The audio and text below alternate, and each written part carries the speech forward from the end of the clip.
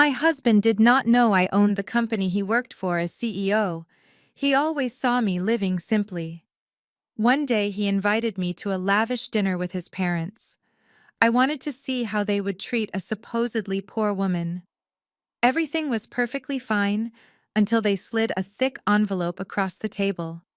5 minutes later, I made a single phone call that would dismantle their entire fake empire. My name is Zaria. I am 32 years old, and I am still recovering from the sheer audacity of the people I once called my family. Before I continue this story, let me know where you are watching from in the comments below.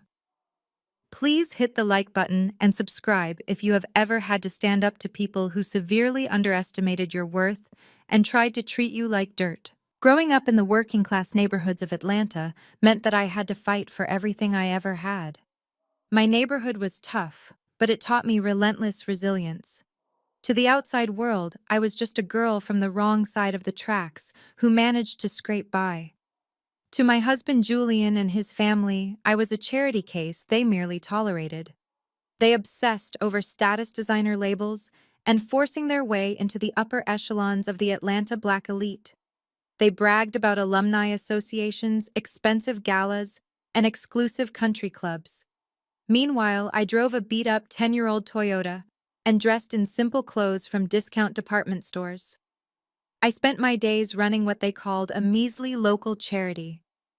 They had absolutely no idea that my charity was just a small passion project funded by the massive billionaire holding company I secretly founded and controlled entirely on my own. The betrayal began on a rainy Tuesday evening in the heart of Buckhead. Julian had just been promoted to Chief Executive Officer of Apex Tech. It was a massive technology firm, and the salary bump was enormous. To celebrate, his mother Vivian insisted on a family dinner at one of the most exclusive and ridiculously expensive steakhouses in the city. The moment I walked through the heavy mahogany doors, I could feel the suffocating atmosphere of wealth and pretense. Crystal chandeliers cast a dim golden glow over the white linen tables. Waiters in crisp white tuxedos moved silently across the plush carpeting. The air smelled of expensive cigars, roasted garlic, and aged beef. I found my husband and his parents seated at a prime corner booth near the wine cellar.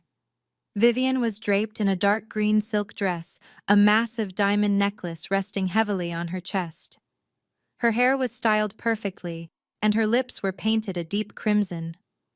My father-in-law, Richard, sat quietly next to her, sipping a glass of expensive scotch and looking at his phone. Julian sat across from them wearing a brand-new tailored suit that he had likely purchased on his new corporate credit card. When I slid into the booth next to Julian, Vivian looked me up and down. Her eyes lingered on my plain black dress and the scuffed heels I had worn to work. She did not even try to hide her look of sheer disgust. The dinner was a masterclass in passive aggression. Vivian spent the first hour loudly discussing the new country club she planned to join. She talked about the other wealthy wives in her circle, the lavish vacations they took to Dubai, and the charity galas, where tickets cost $10,000 a plate. Every single topic was carefully chosen to remind me that I did not belong in their world. I simply sipped my sparkling water and offered polite nods. I knew she was putting on a show. The truth was, Vivian and Richard were drowning in debt. They leased their luxury cars and had remortgaged their ancestral home just to keep up appearances. But in their minds, they were royalty, and I was the peasant tarnishing their precious bloodline. When the waiter cleared our plates after the main course, the atmosphere at the table shifted dramatically. The polite chatter died down. Vivian wiped her mouth delicately with her linen napkin and placed it on the table. She reached into her expensive designer handbag and pulled out a thick, heavy manila envelope. She placed it on the table, keeping her perfectly manicured hand resting firmly on top of it. She looked at Richard, who gave a slight nod, and then she looked at Julian. Julian suddenly became very interested in the ice cubes melting in his glass of bourbon. He absolutely refused to look at me.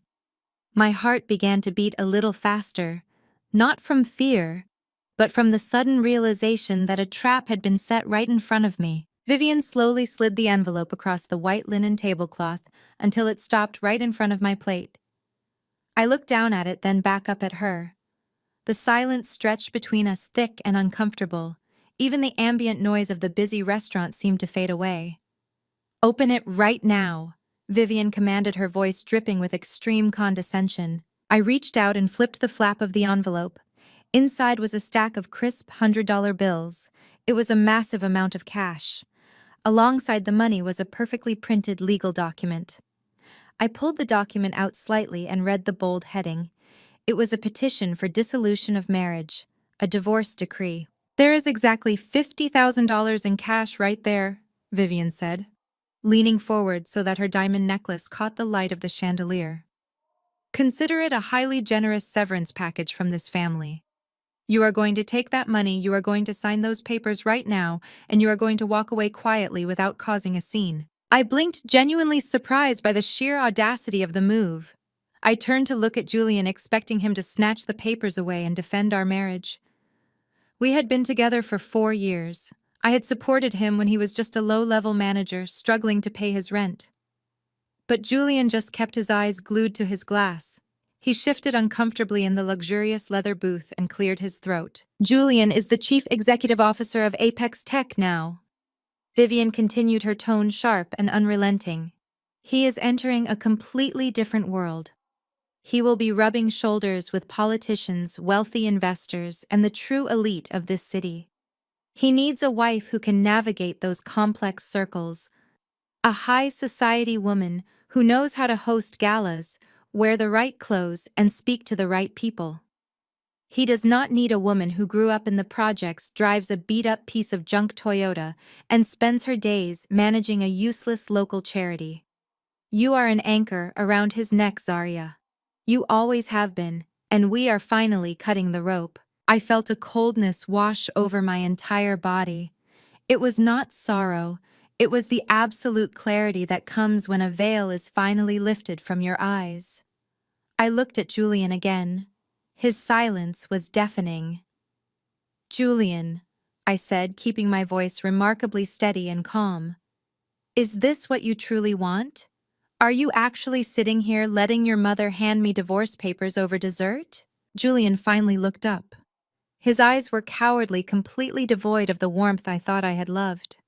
He let out a heavy sigh and leaned back against the booth, adjusting his expensive tie. "Look, Zarya," Julian muttered, his voice lacking any real conviction.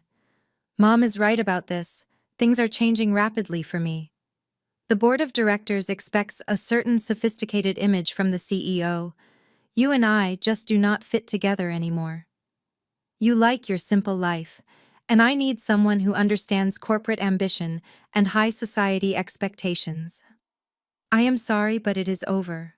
If you just sign the papers without a fight, I will let you keep the old Honda in the garage to help you out. Let us not make this harder than it needs to be." The sheer disrespect of his words hung heavily in the air. He was offering me a used car as a consolation prize while he prepared to live the high life on a massive CEO salary.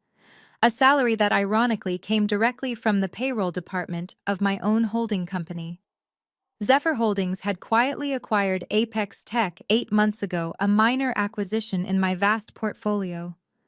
I had intentionally kept my identity as the supreme owner hidden from the executives to evaluate their true character and leadership skills. Julian had just failed the ultimate test spectacularly. Vivian smirked, clearly mistaking my silence for devastation. She tapped her long fingernail against the table. "Take the 50,000, sweetie. It is more money than someone like you has ever seen in one place. Go buy yourself a nice little apartment in your old neighborhood and leave the corporate world to the adults." A year ago, I might have cried. I might have begged Julian to remember our wedding vows. I might have tried to desperately prove my worth to a family that was determined to misunderstand me. But tonight, there were no tears falling. There was only the cold and calculating mind of a woman who had built a billionaire empire from absolutely nothing. I smiled. It was not a sad or broken smile. It was a bright, terrifyingly calm smile that made Vivian momentarily falter in her confidence. I picked up the divorce papers and carefully placed them back into the thick envelope with the cash. I pushed the package right back across the table until it touched Vivian's empty dessert plate. "Keep it, Vivian," I said softly, standing up from the booth and smoothing out my simple black dress. "You are going to need every single penny of that $50,000 to pay for your defense lawyers very soon." Before they could even process what I had said, I turned around and walked away. I did not look back to see their shocked expressions. I strode confidently through the elegant dining room, my cheap scuffed heels sinking into the expensive carpet. The cool night air hit my face as I stepped out of the restaurant and approached the valet stand. While waiting for my car, I reached into my purse and pulled out my cell phone. I dialed a highly secure number I rarely used outside of business hours. It rang exactly twice before my senior wealth manager answered. "Good evening, Ms. Zaria," the professional voice said. "Execute Protocol Delta for Apex Tech." I commanded, my voice completely devoid of any emotion. "I want you to freeze every single corporate credit card expense account and discretionary fund issued to the Chief Executive Officer. I want a complete financial lockdown on his access, effective immediately." "Understood completely," the manager replied without hesitation. "Consider it done." I hung up the phone just as the valet pulled my old reliable Toyota up to the curb. I tipped him generously, got into the driver's seat, and gripped the steering wheel tightly. Julian thought he was getting rid of a heavy burden tonight. He had no idea he had just declared war on the very person who signed his paychecks. As I pulled out onto Peachtree Street, I felt a deep sense of freedom. The conflict had officially begun and I was holding all the cards. The drive back to the house we shared took less than 20 minutes, but my mind was already continents away. I pulled onto our quiet, manicured street in the upscale suburbs. The moment my headlights swept across the driveway, I slammed on the brakes. Piled haphazardly on the pristine front lawn were 6 black plastic trash bags. My clothes, my books, and my few personal belongings were stuffed into garbage bags like yard waste. Standing on the front porch, leaning against the brick pillars with smug expressions, were my sister-in-law, Chloe, and her husband, DeAndre. Chloe was wearing one of her ostentatious designer tracksuits, holding a glass of wine, while DeAndre smirked, tossing a set of house keys in the air. I stepped out of my Toyota. The crisp evening air suddenly felt suffocating. "Look who decided to show up!" Chloe called out, her voice echoing loudly in the quiet neighborhood. "We thought you might need some help packing, so we did you a massive favor." Julian called us from the restaurant. "You are officially out, Zaria." I walked slowly up the driveway, staring at the plastic bags. DeAndre chuckled, stepping forward to block the path to the front door. He was a man who proudly called himself a high-wealth financial advisor, but had not closed a legitimate deal in over 3 years. "Do not even think about going inside, Zaria," DeAndre said, crossing his arms over his chest. "Julian wants you gone tonight. And since his name is the only one on the deed, you are legally trespassing right now." They were so incredibly proud of themselves. They had no idea that I was the one who had insisted Julian put the house in his name to boost his fragile ego, or that I had been secretly transferring the exact amount of the mortgage payment into his checking account every single month. To them, I was just a broke squatter finally being evicted from a kingdom I never deserved. My phone vibrated in my cheap purse. I pulled it out and looked at the glowing screen. It was a text message from Julian. I opened it, reading the words that permanently cemented his fate. "I am sorry it had to happen this way," the message read. "Chloe and DeAndre are there to make sure you transition smoothly out of the property. If you sign the divorce papers by Friday and do not fight me on any assets, I will wire $5,000 into your account as a start-over fund. Consider it a parting gift. Do not make this ugly." I stared at the glowing screen. $5,000. He was offering me a pathetic $5,000 to quietly walk away from a man whose very livelihood depended entirely on my hidden corporate empire. He honestly believed he held all the power in the universe. He actually thought he was being generous. I looked back up at Chloe and DeAndre. They were waiting eagerly for a reaction. They wanted tears. They wanted a screaming match. They wanted me to fall to my knees and beg for access to the house so they could feel superior and powerful. "Are you going to cry?" Chloe mocked, taking a slow sip of her red wine. Take your trash bags and go back to the hood, Zaria. You never belonged with our family anyway. I looked down at the black plastic bags on the grass. Inside were cheap clothes I had bought from outlet malls to carefully maintain my cover as a struggling charity worker. There were a few paperback books and some generic shoes. Nothing in those bags represented my actual life. Nothing in those bags was worth fighting for. I slowly put my phone back into my purse. I looked DeAndre dead in the eyes, then shifted my cold gaze to Chloe. You know, Chloe, I said calmly, your wine is spilling on Julian's driveway. You should be much more careful with things that do not actually belong to you. Before she could process the insult, I turned my back on them and walked away from the house.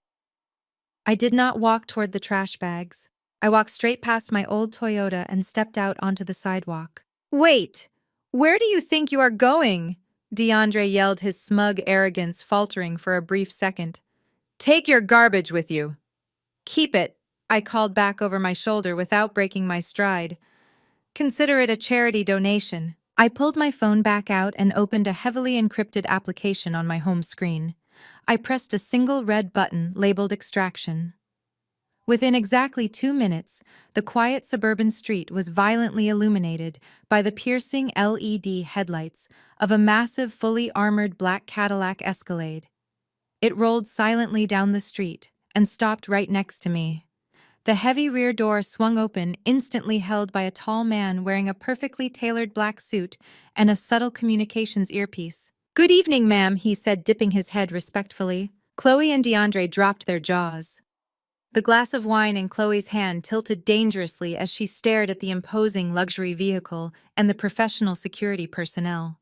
They had never seen anything like this in their entire lives. I stepped into the spacious leather-lined interior of the Escalade. "Take me home, Marcus," I said. The door closed with a heavy, satisfying thud, instantly cutting off the sound of DeAndre shouting my name in confusion. As the Escalade pulled away, gliding smoothly into the night, I poured myself a glass of sparkling water from the chilled center console. I was officially done playing the poor, submissive wife. The drive to Midtown Atlanta took exactly 30 minutes. The Escalade bypassed the bustling city streets and slipped into a private, highly secure, subterranean VIP entrance of the most exclusive residential high-rise in the entire city. A private glass elevator requiring a biometric thumbprint and retinal scan access whisked me directly to the top floor. The steel doors opened directly into my actual home. The $10 million penthouse was a breathtaking masterpiece of modern architecture. Floor-to-ceiling glass windows offered a panoramic view of the sparkling Atlanta skyline. The floors were imported Italian marble, and the massive walls were adorned with original contemporary art. This sprawling property was entirely owned by Zephyr Holdings, held securely under a discreet shell corporation that only my elite legal team knew about. This was where I conducted my real business. This was where I commanded my billion-dollar empire. I walked into the massive master suite and dropped my cheap purse on the custom silk bedding. I walked into my walk-in closet, which was vastly larger than the entire downstairs floor of the suburban house I had just left. Rows of pristine designer gowns, bespoke business suits, and endless displays of luxury shoes lined the brightly lit walls. I stripped off the cheap black dress I had worn to the steakhouse and slipped into a plush cashmere robe. I walked over to the massive mahogany desk in my home office and booted up my primary workstation. Multiple wide-curved monitors flickered to life, displaying real-time global stock markets, corporate acquisition targets, and the highly classified internal financial dashboards of Apex Tech. I pulled up Julian's employee profile. His arrogant, smiling corporate headshot looked back at me from the screen. With a few swift keystrokes, I elevated my administrative privileges on the network. I wanted to see exactly what was happening in his little world right now. Across town, at the very same upscale steakhouse in Buckhead, Julian was still sitting in the luxurious leather booth with his mother and father. They were celebrating their supposed victory over me. Vivian was laughing loudly, already planning how she was going to redecorate the suburban house now that I was completely out of the picture. Julian flagged down the head sommelier with a wide, intensely arrogant grin. "Bring us a bottle of the Louis Roederer Cristal," Julian commanded, waving his hand dismissively. The vintage reserve. The $5,000 bottle. Put it on my corporate tab. We have a massive future to celebrate tonight. The sommelier nodded politely and disappeared into the vast wine cellar. He returned 10 minutes later, but he was not carrying a silver ice bucket or a chilled bottle of premium champagne. He was carrying a small black leather book, and his expression was painfully apologetic. He leaned in very close to Julian, keeping his voice incredibly low to avoid making a scene in the quiet dining room. "I am terribly sorry, sir," the sommelier whispered, "but your corporate card has been aggressively declined." Julian's arrogant smile vanished instantly. "What are you talking about?" Julian hissed, his face rapidly flushing bright red. "That is a black corporate card from Apex Tech. There is absolutely no limit on that card. Run the chip again." "I did, sir," the sommelier replied, his tone remaining perfectly neutral and polite. "I ran it 3 separate times. The terminal is displaying a hard lock code. Your banking institution has frozen the account entirely." Vivian stopped laughing immediately. Richard frowned deeply, putting his expensive Scotch glass down on the table. Julian aggressively grabbed the black card from the leather book, his hands shaking slightly with embarrassment. "Fine," he muttered angrily, pulling out his personal platinum credit card from his wallet. "Just use this one." The sommelier took the personal card and walked away quickly. Exactly 2 minutes later he returned. The sommelier looked even more uncomfortable now. "Sir," the sommelier said softly, "your personal card has also been heavily declined. The bank has flagged all of your accounts for suspected severe fraudulent activity." Julian sat completely frozen in the luxurious booth. His mother stared at him in sheer horror, the color draining from her perfectly made-up face. Across the city, sitting comfortably in my $10 million penthouse, I watched the financial alert pop up brightly on my computer screen. 2 massive declined transactions.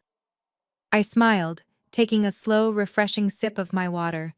The financial starvation had officially begun. The next morning, the bright Atlanta sun rose over the skyline, casting a brilliant glow across the marble floors of my penthouse. I sat at my massive mahogany desk, my fingers flying across the glowing keyboard. I had barely slept, not out of sadness or grief, but from the sheer adrenaline of watching my trap slowly snap shut. I was logged into the master administrative dashboard of Apex Tech, monitoring every single keystroke Julian made from his sleek new Chief Executive Officer corner office. Julian was furious. Through the internal communication logs, I could see he had spent his entire morning screaming at the corporate banking representatives. He genuinely believed the declined credit cards at the steakhouse were just a humiliating banking error. His fragile ego had been deeply bruised in front of his parents, and men, like Julian, always needed to punish someone else when they felt small.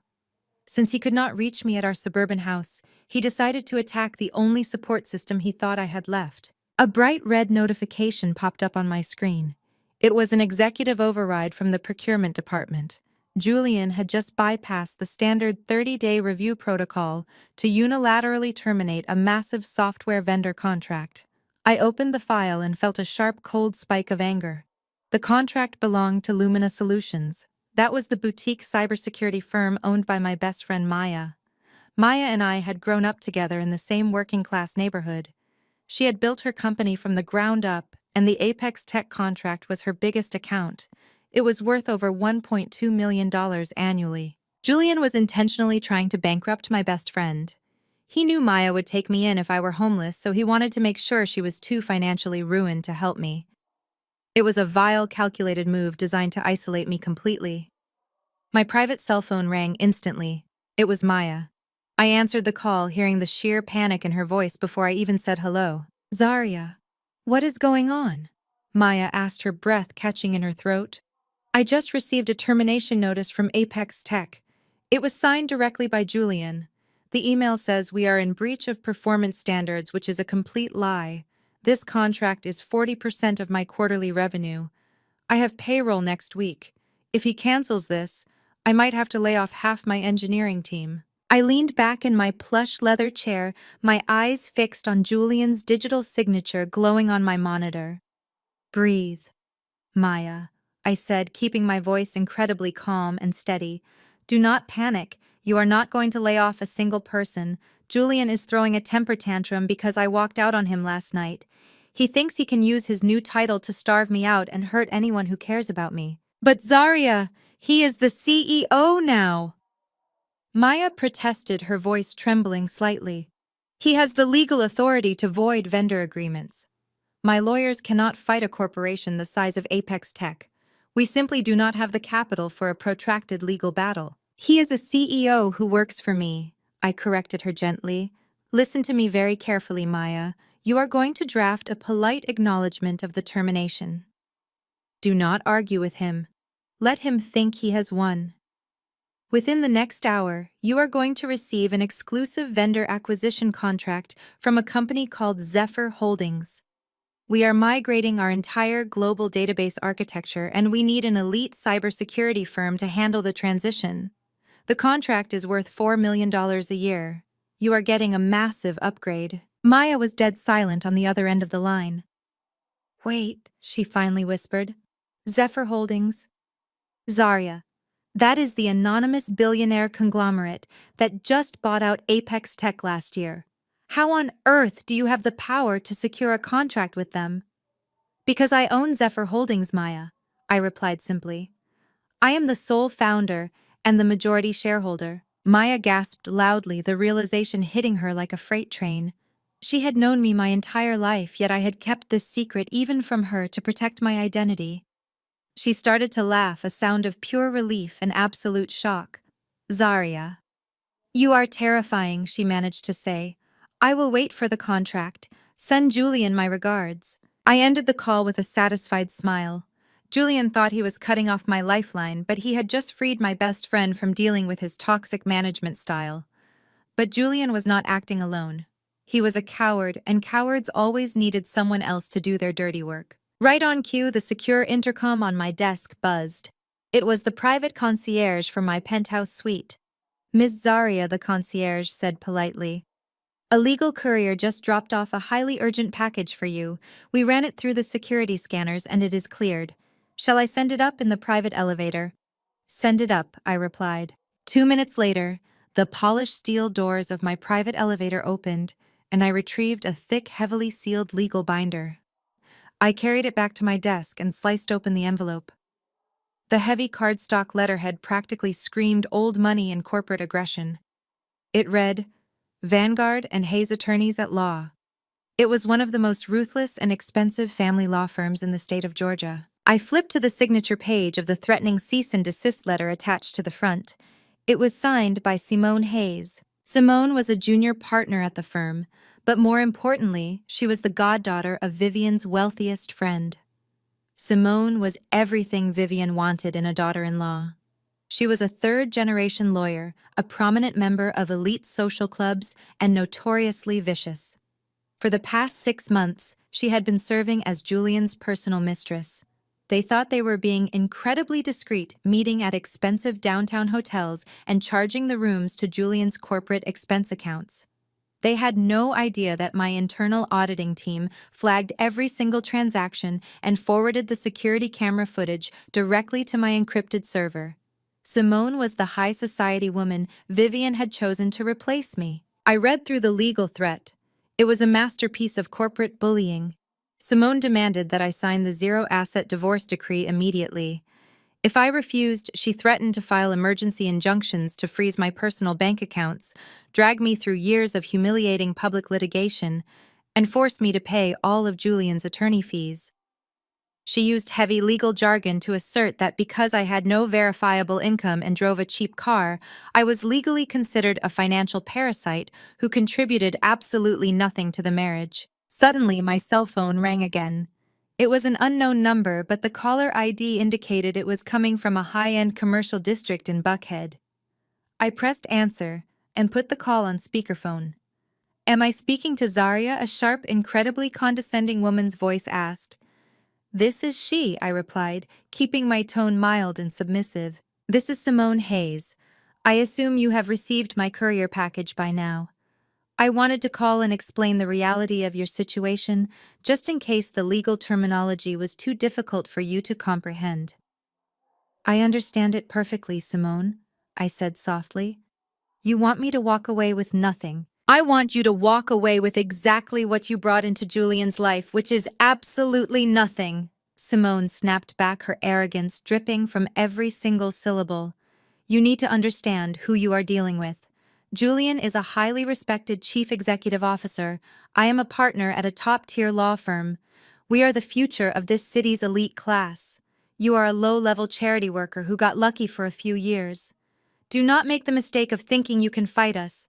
If you do not sign those papers by Friday, I will personally make sure you are tied up in court until you are completely bankrupt. I remained silent for a moment, letting her bask in her own inflated sense of superiority. You sound very confident, Simone. I have every reason to be confident, she laughed coldly. I am sitting in my corner office on the 40th floor of the Sovereign Tower. It is the most prestigious and expensive commercial real estate building in Atlanta. The people in this building run the economy. People like you sweep the floors. Sign the papers, Zaria. Take the $5,000 Julian generously offered you and disappear. It is the best deal you are ever going to get. Simone hung up the phone without waiting for a reply. The dial tone echoed loudly in my quiet office. I looked at the glowing screens of my command center. Simone thought she had just delivered a fatal blow. She believed her expensive corner office and her fancy law degree made her an untouchable god in the corporate world. She had just made the biggest mistake of her entire career. She had given me a target. I picked up my secure phone and dialed my director of commercial acquisitions. He answered on the first ring. "Good morning, Miss Zaria," he said crisply. "Good morning, David," I replied, my eyes locking onto the skyline view outside my window, pinpointing the exact location of the Sovereign Tower in the distance. "I need you to initiate a hostile real estate buyout. I want Zephyr Holdings to purchase the Sovereign Tower in Buckhead. Offer the current ownership group 20% above market value for an expedited all-cash closing by the end of the business day. 20% above market." David repeated, his keyboard clicking rapidly in the background. "That is an aggressive move. Consider it done. Are there any specific management directives once we acquire the property?" "Yes," I said, a slow, cold smile spreading across my face. "Look up the commercial lease agreement for the law firm of Vanguard and Hayes. They currently occupy the 40th floor. The moment the ink is dry on our purchase agreement, I want you to execute the landlord override clause. Triple their monthly rent immediately.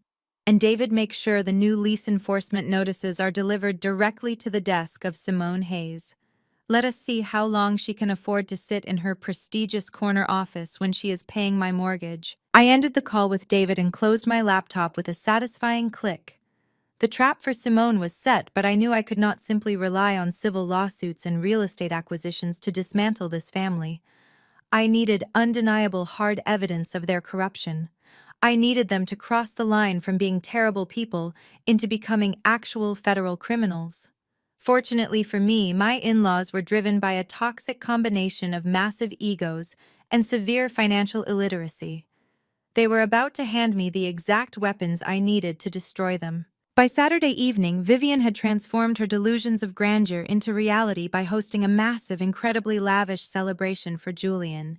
She had rented out the grand ballroom at the Piedmont Estates Country Club, an exclusive, incredibly expensive venue in the heart of Buckhead. She had invited hundreds of guests, including influential local politicians, minor celebrities, and senior executives from Apex Tech. Vivian wanted the entire Black elite of Atlanta to see her son as the new king of the corporate world. She wanted everyone to know her family had finally arrived at the top of the social ladder. Getting into the highly secure invitation-only event was ridiculously easy for me. As the ultimate owner of the holding company that commanded Apex Tech, I simply had my security director issue a blank VIP, all-access pass registered under the name of a silent board member. I chose a stunning understated navy blue silk gown from my closet. It was a custom piece that screamed quiet luxury. It had no flashy logos, no obnoxious diamonds, and nothing that Vivian or Chloe would ever recognize as expensive. To their untrained eyes, heavily blinded by flashy brand names, I would look completely ordinary. I arrived at the country club just after 8 o'clock. The grand ballroom was a chaotic display of new money trying desperately to look like old money.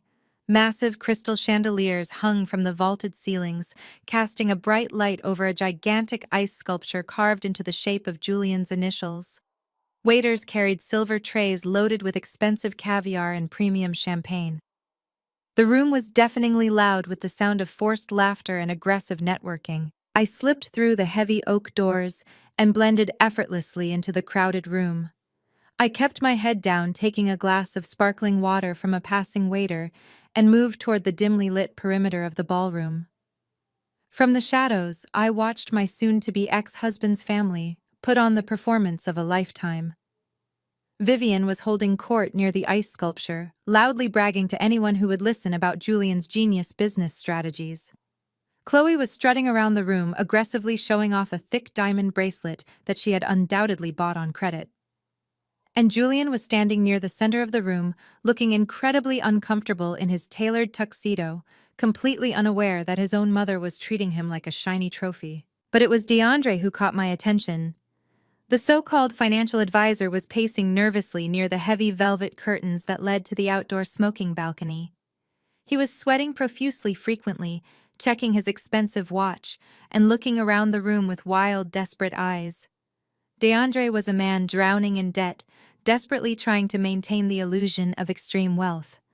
I knew he was looking for an opportunity to exploit Julian's new position. I watched as DeAndre finally caught Julian's arm and aggressively pulled him away from a conversation with an Apex Tech vice president. DeAndre dragged Julian through the velvet curtains and out onto the dark, secluded balcony. I moved silently along the wall, slipping behind the thick curtains, just inches away from the heavy glass balcony doors. I pulled my cell phone from my clutch, opened the encrypted voice recording application, and pressed the bright red button. The night air was quiet, and their voices carried perfectly through the slight crack in the glass door. "Julian, you have to listen to me," DeAndre was saying, his voice thick with panic and false confidence. "This is the opportunity of a lifetime. You are the chief executive officer now. You control the discretionary vendor budget. You do not have to answer to those middle management losers anymore." Julian sounded deeply stressed. "DeAndre, I cannot just sign a vendor contract without running it through the procurement department. The board of directors is going to want to see a full audit of any new partnerships. What exactly is this company you want me to hire?" "It is called Onyx Consulting Group," DeAndre replied quickly. "It is an elite, highly specialized corporate strategy firm. They handle executive transition optimization. I have already drafted the initial vendor agreement. All you have to do is sign the bottom line and authorize a $2 million advance payment for the first quarter." "A $2 million advance?" Julian hissed, his voice rising in panic. "Are you insane? I cannot authorize a $2 million wire transfer to a company I have never even heard of. Where are they even located?" "They are incorporated in Delaware," DeAndre said smoothly, using the exact terminology con artists always use to sound legitimate. "Julian, listen to me. Onyx Consulting is my company. It is a shell corporation I set up last month. You wire the $2 million to the Onyx account in Delaware. I take a 20% management fee to clear my immediate debts, and I funnel the rest of the money directly back into a private offshore account in your name. It is entirely untraceable. We are keeping the corporate money inside the family." I held my breath, keeping my phone perfectly steady. DeAndre was not just pitching a bad business deal. He was pitching massive, undeniable corporate embezzlement. "If we get caught, that is federal prison," DeAndre Julian argued, though his voice was already wavering. He was a weak man, and his greed was rapidly overpowering his fear. "We will not get caught," DeAndre insisted, aggressively grabbing Julian by the shoulders. "You are the CEO. You authorized the payment under the Executive Emergency Fund. By the time the annual audit happens next year, we will have falsified enough consulting reports to make Onyx look entirely legitimate. Come on, Julian. You are wearing a $5,000 tuxedo, but your personal credit cards are bouncing. I know you need cash right now to keep Simone happy. Do not be a coward. Act like the king you are." There was a long, heavy silence on the balcony. I could practically hear the remaining shreds of Julian's integrity dissolving into the cool night air. "Fine. Julian finally whispered, his voice trembling slightly. "Bring the vendor paperwork to my office on Monday morning. I will sign the authorization and push the wire transfer through procurement. But if anyone asks questions, you take the fall." DeAndre laughed loudly, slapping Julian hard on the back. "That is my brother. Welcome to the big leagues, Julian. We are going to rule this city." I tapped the screen of my phone, stopping the recording and instantly uploading the pristine audio file directly to the secure servers at Zephyr Holdings. My heart was pounding with a cold, terrifying sense of absolute victory. Julian had just agreed to commit a massive federal felony to steal $2 million from my company. The trap was no longer just a legal threat, it was a guaranteed prison sentence. I turned around to slip away from the curtains, but my path was suddenly blocked. Standing directly in front of me, her eyes blazing with furious recognition, was Simone. She was wearing a stunning, skin-tight crimson dress, clutching a glass of dark red wine. Her perfectly styled hair cascaded over her shoulders, but her face was twisted into an ugly, condescending sneer. She looked me up and down, taking in my understated navy gown, and let out a harsh, mocking laugh. "What in the world are you doing here, Zaria?" Simone demanded, her voice loud enough to turn the heads of a few nearby guests. "Did you seriously sneak into a private country club just to stalk the man who is leaving you?" I looked at her calmly, slipping my phone back into my clutch. "I am just enjoying the architecture, Simone. It is a very educational evening." "Educational," Simone mocked, stepping dangerously close to me.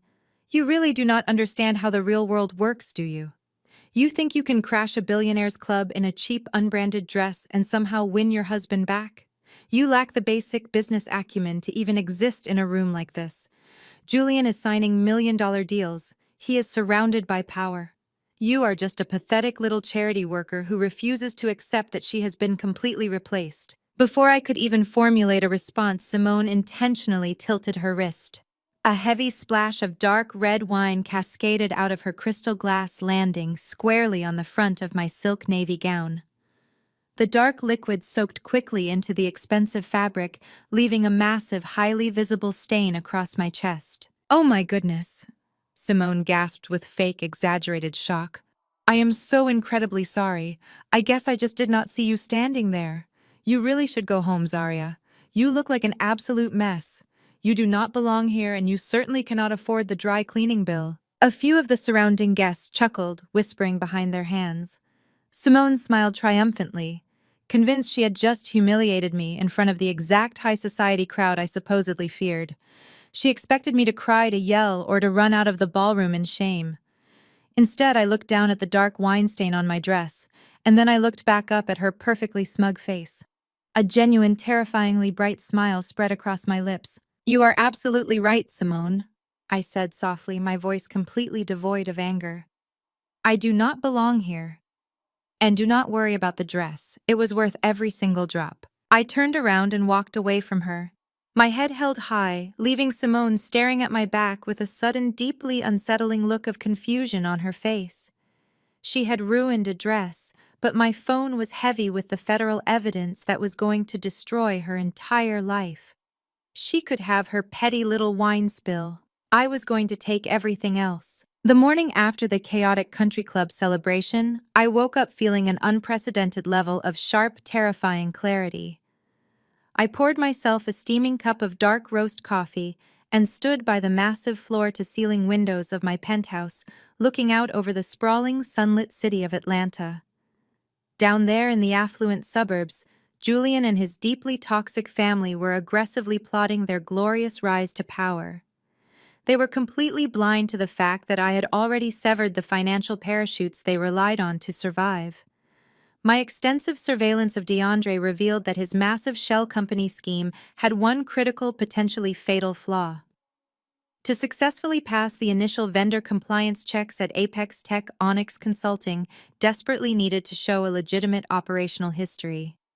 It required a registered commercial address in a premium business district, a functioning corporate bank account with substantial reserves, and initial capital to effectively mask the upcoming fraudulent wire transfers. DeAndre was completely broke. His expensive suits and luxury cars were all heavily financed. He needed seed money immediately, and he needed it from a source that would not ask any difficult questions. By Sunday afternoon, my encrypted audio surveillance system captured DeAndre making his aggressive move. He drove his leased vehicle to Vivian and Richard's sprawling suburban home, a property that had been in Richard's family for 3 generations. It was the only tangible asset the family actually possessed. DeAndre sat his in-laws down in their formal living room surrounded by Vivian's ridiculously expensive antique furniture and launched into the most dangerous sales pitch of his pathetic career. He confidently told them that Julian had quietly secured an exclusive, highly classified government contract through his new executive position at Apex Tech.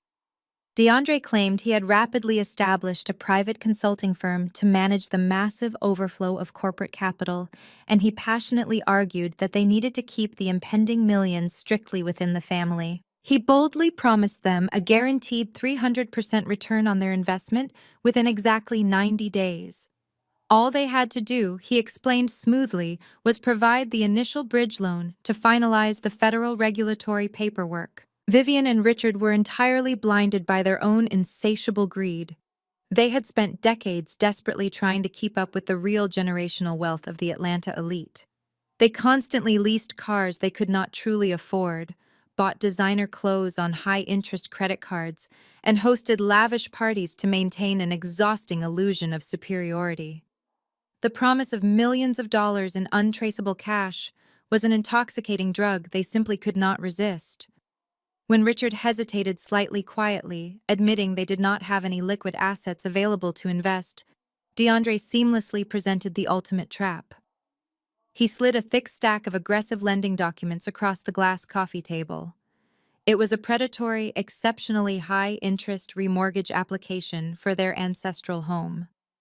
DeAndre masterfully convinced them that the mortgage was merely a temporary bureaucratic formality.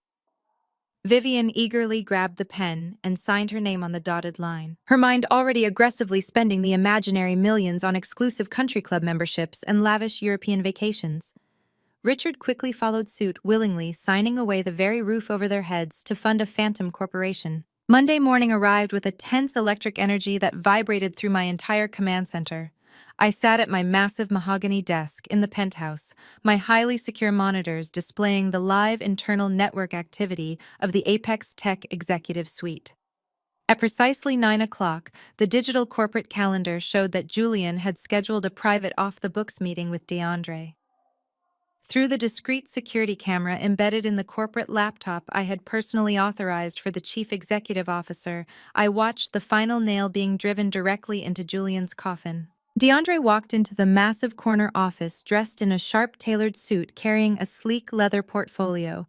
He looked every bit the successful corporate financial advisor, completely hiding the desperate, morally bankrupt con artist lurking underneath. He confidently placed the fraudulent vendor contract for Onyx Consulting squarely on Julian's massive desk. Julian looked incredibly nervous, the heavy weight of his impending crime clearly visible on his face. His hands shook slightly as he picked up his expensive silver pen. Julian knew exactly what he was doing. This was not a rookie business mistake or a simple administrative oversight. He was actively and consciously choosing to embezzle $2 million from a publicly traded corporate entity. He stared at the signature line for a very long time. I could clearly see the intense internal battle playing out behind his eyes. The rational fear of federal prison was fighting a losing battle against his crippling, pathetic need to impress his mistress Simone and his demanding mother. Julian finally took a deep breath, uncapped the silver pen, and signed his name with a rapid, messy scrawl. He officially authorized the $2 million advance payment to a fraudulent Delaware shell company. He deliberately stamped the document with his exclusive executive override seal, completely bypassing the strict safety protocols of the entire procurement department. With those few irreversible strokes of ink, Julian completely crossed the point of no return. He was no longer just a cheating, arrogant husband attempting to discard his wife. He was officially a corporate criminal committing a severe federal felony. The digital authorization immediately popped up on my administrative dashboard as a critical high-priority alert. I swiftly downloaded the signed document, heavily encrypted the file, and placed it securely next to the pristine audio recording of their balcony conversation. The digital evidence was absolute, entirely undeniable, and utterly devastating to his future. Julian leaned back in his expensive leather chair, rubbing his temples nervously, as DeAndre grinned triumphantly across the desk. DeAndre smoothly took the signed contract, sliding it back into his leather portfolio. He confidently told Julian that the $2 million would hit the Onyx account by Wednesday morning, and the first massive kickback would be quietly routed to Julian's private offshore account by Friday afternoon. They shook hands firmly, completely unaware that the supreme owner of the entire corporate conglomerate was watching their every single move in high definition. As soon as DeAndre left the office, Julian immediately picked up his personal phone and called Simone. I listened as he arrogantly bragged about a massive new deal he had just closed, aggressively promising to take her shopping for whatever luxury items she desired. He was enthusiastically planning to spend corporate money that he had just stolen directly from my company. While Julian was busy planning his lavish spending spree with highly illegal funds, my sharp attention instantly shifted to a highly sensitive financial alert flashing brightly on my secondary computer monitor. It was an urgent notification from my elite wealth management division at Zephyr Holdings, the predatory lending institution that DeAndre had used to remortgage Vivian and Richard's home. Was a mid-tier regional bank. This specific bank was heavily reliant on aggressively packaging and selling their high-risk debt portfolios to larger institutional investors. This was a very standard practice in the modern financial sector, specifically designed to quickly liquidate risky loans for immediate corporate cash flow. I picked up my highly secure desk phone and instantly called the senior managing director of my private equity wing. He answered on the very first ring, his voice sharp and intensely professional. I firmly directed him to locate the specific debt portfolio originating from that exact regional bank, specifically demanding the bundle containing the newly minted high-interest residential mortgage signed by Richard and Vivian just yesterday. My director quickly tapped his keyboard and informed me that the portfolio was currently being shopped around the secondary market because the underlying assets were considered highly toxic due to the borrower's severely overextended credit histories. The regional bank desperately wanted to offload the massive risk immediately before the loan inevitably defaulted. "Purchase the entire portfolio immediately," I commanded, my voice cold, calculated, and entirely uncompromising. Offer them a generous 5% premium above their initial asking price to guarantee an immediate unlisted financial transaction. I want that specific mortgage note completely transferred to the direct holding accounts of Zephyr Holdings by the absolute end of the business day. I want to personally own the exclusive rights to their debt. My director did not hesitate or ask any unnecessary questions. He simply executed the aggressive financial order. Within exactly 3 hours, the massive transaction was fully cleared through the federal banking system. The regional bank gladly took the premium cash payout, completely unaware of the strategic warfare they had just blindly facilitated. A heavily encrypted digital deed of trust swiftly materialized in my private corporate email inbox. I clicked open the secure file and stared intently at the scanned signatures of Vivian and Richard. They had willingly and eagerly handed over the absolute rights to their cherished ancestral home in the blind pursuit of stolen corporate money. By quietly purchasing their debt portfolio, Zephyr Holdings was now their direct, undeniable legal lender. I effectively owned the exclusive rights to their sprawling suburban property. If they missed a single monthly payment, or if the massive loan was suddenly called in due to highly fraudulent application data, I possessed the absolute legal authority to initiate an immediate ruthless foreclosure and permanently evict them from the premises. I printed the official deed of trust on thick, heavy paper using the laser printer in my office. I slowly traced my finger over Vivian's arrogant, swirling signature. She had spent the entire dinner at the lavish steakhouse aggressively telling me I was a worthless peasant who fundamentally did not belong in her wealthy, sophisticated world. She had attempted to permanently buy my dignity and my silence for a pathetic $50,000 in a paper envelope. Now sitting comfortably in my $10 million penthouse high above the city, I literally and legally owned the very roof over her head. The final trap was now perfectly set. They had foolishly built their own financial guillotine out of pure, unadulterated greed, and all I had to do was patiently wait for the perfect moment to drop the heavy steel blade on their entire family. By Tuesday afternoon, Julian decided it was time to solidify his new social standing. He genuinely believed the fraudulent Onyx Consulting wire transfer was safely processing through the slow corporate bureaucracy, and his massive ego demanded an immediate, highly visible celebration.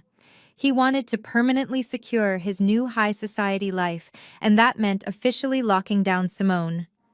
He picked her up from her prestigious law office in a rented luxury sports car, desperate to maintain his pathetic illusion of endless wealth. They drove straight to the most exclusive appointment-only jewelry boutique in the heart of the Buckhead district. This was not a standard mall jeweler. This was a private, highly fortified showroom that catered exclusively to professional athletes, wealthy politicians, and the true elite of Atlanta. The showroom featured armed security guards wearing tailored suits, heavy velvet ropes, and private viewing rooms where expensive vintage champagne was served in delicate crystal flutes. Simone walked into the boutique like she personally owned the entire building. She aggressively demanded to see only the highest tier of flawless, unblemished diamonds. Julian sat nervously on a plush velvet sofa, trying desperately to look relaxed as the boutique manager carefully brought out trays of breathtaking stones. Simone arrogantly dismissed anything under 5 carats, rudely waving her hand at pieces that cost more than most people made in a year. She finally pointed her manicured finger at a massive radiant cut diamond set in a custom heavy platinum band. It was a ridiculously ostentatious ring completely devoid of subtle elegance, but absolutely dripping in sheer financial value. The boutique manager smiled politely and informed them the ring cost exactly $100,000. Simone did not even blink at the massive price tag. She simply turned her head, looked directly at Julian, and waited silently for him to pull out his wallet. She expected to be treated like absolute royalty, and her affection was entirely conditional on his immediate ability to fund her lavish, demanding lifestyle. Julian confidently pulled out his sleek black platinum personal credit card. He handed it to the manager with a smug, arrogant smile plastered across his face. He genuinely believed that the severe financial lockdown from the steakhouse incident had been quietly resolved by the banking representatives he had aggressively yelled at the previous morning. He leaned back on the velvet sofa, taking a slow sip of his complimentary champagne, eagerly waiting for the admiring smiles of the boutique staff. He wanted Simone to look at him with pure adoration. He wanted to feel like the powerful chief executive officer he pretended to be in front of the mirror. 10 long minutes passed in painful silence. The polite, welcoming smiles of the boutique staff slowly began to fade. The manager walked back into the private viewing room, completely empty-handed. He looked incredibly uncomfortable, nervously adjusting his pristine silk tie. He leaned down and spoke in a very low, highly discreet whisper to avoid embarrassing his client. He quietly informed Julian that the platinum card had been aggressively declined. The bank terminal had immediately displayed a hard fraud lock code, and the issuing bank had explicitly instructed the merchant to confiscate the physical card. Julian felt a cold, terrifying sweat break out across his neck. He quickly pulled out his shiny Apex Tech corporate expense card, the exact one he assumed was safely insulated from his personal banking issues. He shoved the plastic into the manager's hand aggressively, ordering him to run it as a standard corporate executive expense. 5 agonizing minutes later, the manager returned again. The corporate card was completely dead. The terminal indicated that the card was heavily locked under a severe internal compliance audit initiated directly by the parent company holding group. The massive transaction was mathematically and systematically impossible to process. Simone sharply noticed the panicked, desperate exchange. Her perfectly sculpted face hardened instantly. She placed her crystal champagne glass down on the glass table with a sharp, echoing clack. "What exactly is the problem here, Julian?" she demanded, her voice dripping with sudden suspicion and deep, unfiltered annoyance. You explicitly told me you had complete, unrestricted control of your finances. Are you seriously telling me the chief executive officer of Apex Tech cannot afford to buy a simple engagement ring? Julian looked at Simone and he saw the absolute brutal reality of their relationship reflecting in her cold eyes. If he could not physically buy that massive ring right now, she would confidently walk out the heavy glass doors and never return his phone calls.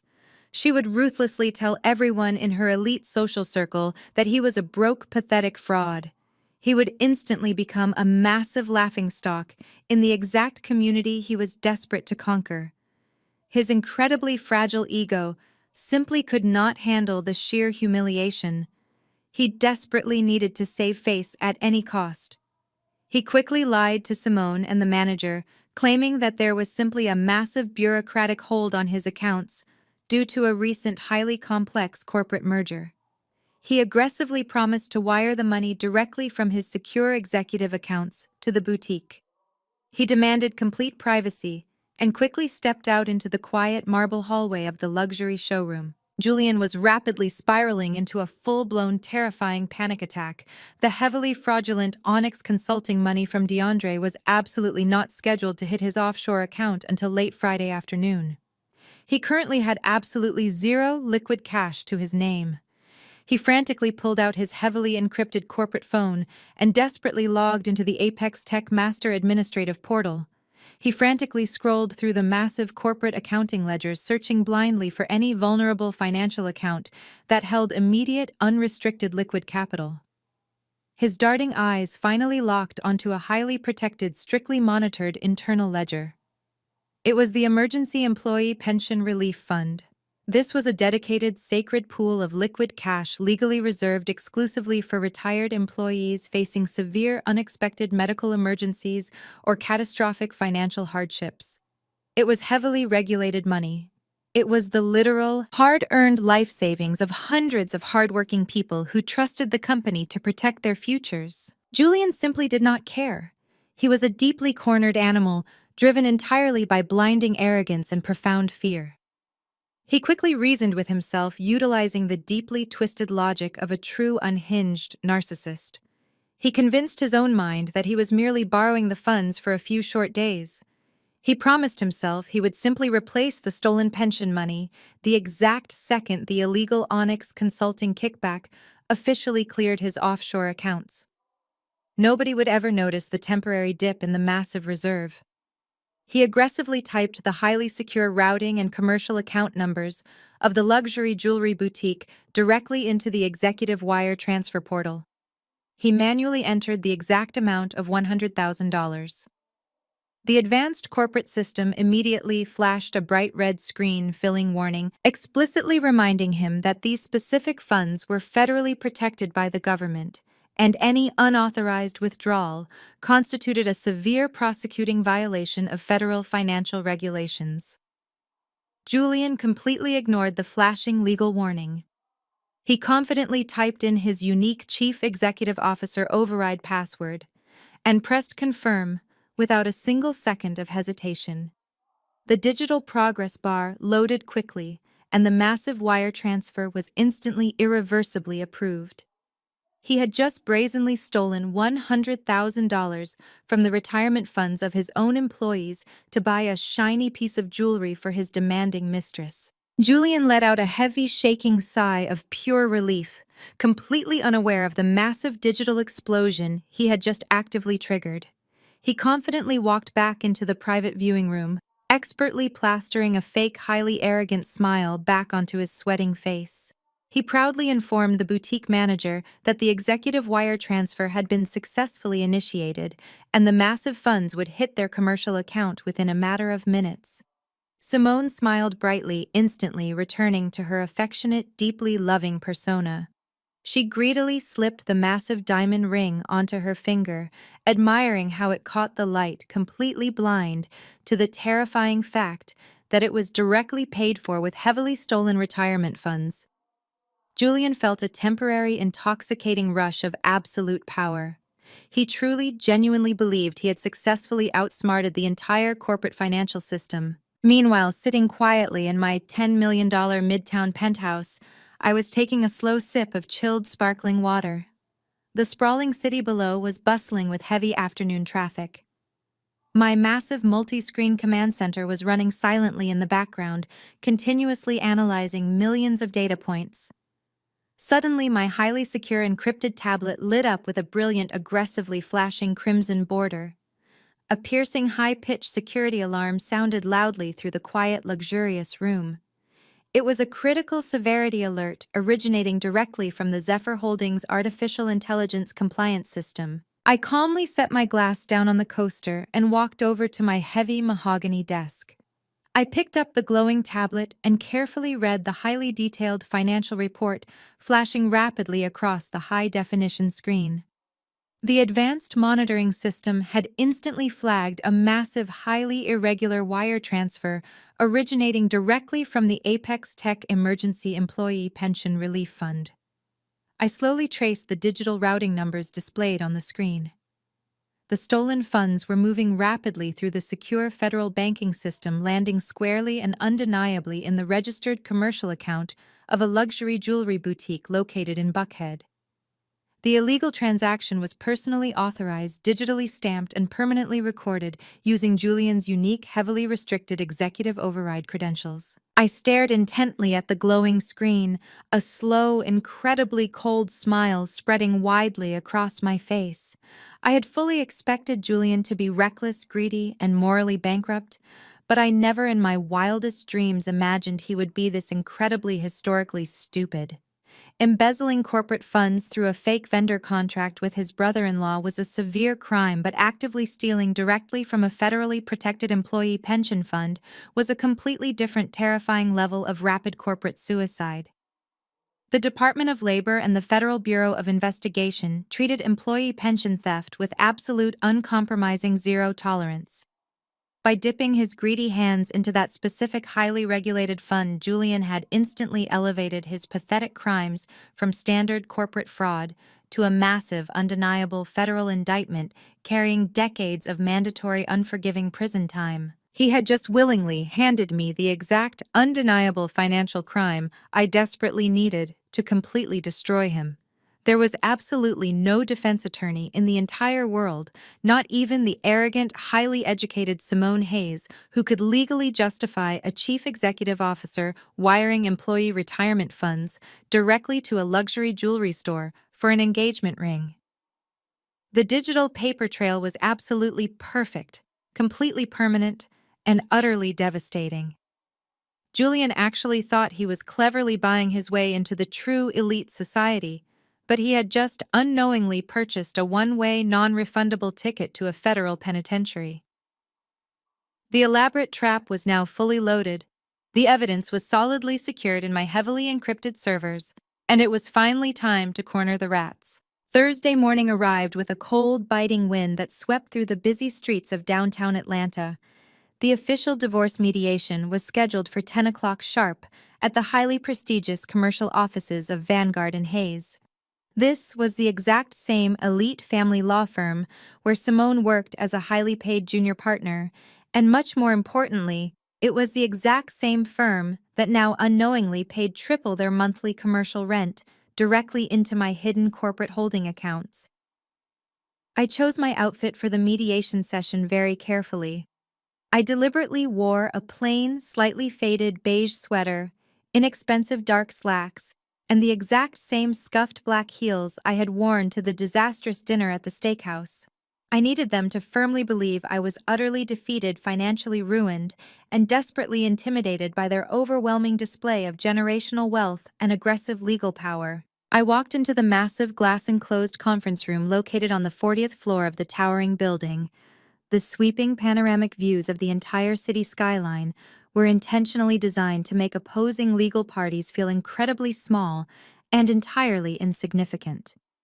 Sitting precisely at the head of the heavy mahogany table was a neutral court-appointed mediator. Sitting directly across from my empty chair were Julian and Simone. Julian was wearing a sharp, freshly tailored designer suit, his chest aggressively puffed out with unearned, arrogant confidence. Simone was sitting right next to him, officially acting as his primary legal counsel. She was wearing a perfectly fitted white blazer and resting heavily on her left hand, purposely placed on top of the black leather binder, was the massive radiant cut diamond engagement ring Julian had illegally purchased just 2 days ago. I stared at the sparkling $100,000 stone for a brief, silent second. To Simone, that ring was an ultimate symbol of her complete victory over a lesser woman. To me, it was a highly visible, brilliantly cut piece of federal state evidence. The court mediator politely cleared his throat and officially opened the legal session, clearly stating that the primary goal of the morning was to reach an amicable dissolution of the marriage without requiring a lengthy, expensive, and public courtroom trial. Simone did not even let the mediator finish his standard opening statement.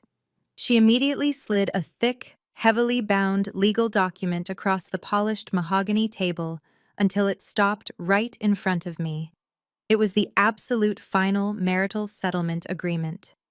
Simone leaned forward confidently, steepling her manicured fingers together in a classic highly aggressive lawyer pose, designed specifically to establish immediate dominance in the room. Let us save everyone in this room some extremely valuable billable hours. Simone began, her voice dripping with extreme, unfiltered condescension. My client is a highly compensated chief executive officer of a major technology firm. You are a low-wage charity worker with absolutely no significant assets. The financial disparity in this brief marriage is massive, and we have carefully structured this legal settlement to accurately reflect the undeniable reality of your extremely limited financial contributions. Under the strict terms of this binding agreement, my client will retain absolute sole ownership of the primary marital residence located in the suburbs, all luxury vehicles currently registered in his name, and the absolute entirety of his corporate stock options, executive performance bonuses, and extensive pension portfolios associated with his employment at Apex Tech. Simone paused for a brief moment, her eyes locking onto mine, making absolutely sure I was adequately absorbing the heavy legal blows she was aggressively delivering. She confidently flipped to the third page of the dense document, tapping her finger sharply against a specific highlighted paragraph. Furthermore, you will completely and permanently forfeit any and all legal claims to future spousal support, commonly known as alimony. You will immediately assume total individual liability for any minor consumer debt acquired on your personal credit cards. In exchange for your immediate uncontested signature today, my client is generously offering a one-time lump sum severance payment of exactly $5,000. This is an incredibly gracious offer, Zaria. If you foolishly refuse to sign this agreement today, I will personally file an aggressive, relentless litigation strategy that will legally compel you to pay half of my client's exorbitant attorney fees, which currently exceed your entire annual salary. Julian shifted comfortably in his plush leather chair, looking directly at me with a sickening, infuriating mixture of fake pity and supreme arrogance. Look, Zaria. Julian said, his voice deliberately dropping into a patronizing, soothing tone, as if he were trying to explain a complex concept to a very slow child. I know this is a massive amount of information for you to process right now. You simply do not understand how corporate finance and high-level asset division actually work in the real world. Simone is just doing her job by protecting my hard-earned legacy. You have to understand that I am entering a completely different echelon of elite society. I cannot have my massive financial portfolio tied down by a messy, drawn-out divorce. Take the $5,000. It is more than enough for you to put down a security deposit on a small apartment back in your old neighborhood. You can easily start over. Just sign the paper and let us both move on with our lives. I remained completely, perfectly silent. I did not argue with his ridiculous logic. I did not raise my voice in anger. I did not even bother to look slightly offended by his profound disrespect. I simply picked up the thick legal document and began to slowly, methodically read through the complex pages. My prolonged calm silence clearly irritated Simone. She was a woman who thrived entirely on dramatic conflict, and she desperately wanted me to cry, scream, or throw a tantrum so she could feel the full, intoxicating rush of personally destroying me. Are you having trouble understanding the complex legal terminology? Simone mocked loudly, leaning back in her expensive chair and intentionally resting her hand directly on Julian's arm, aggressively flashing the stolen diamond ring again.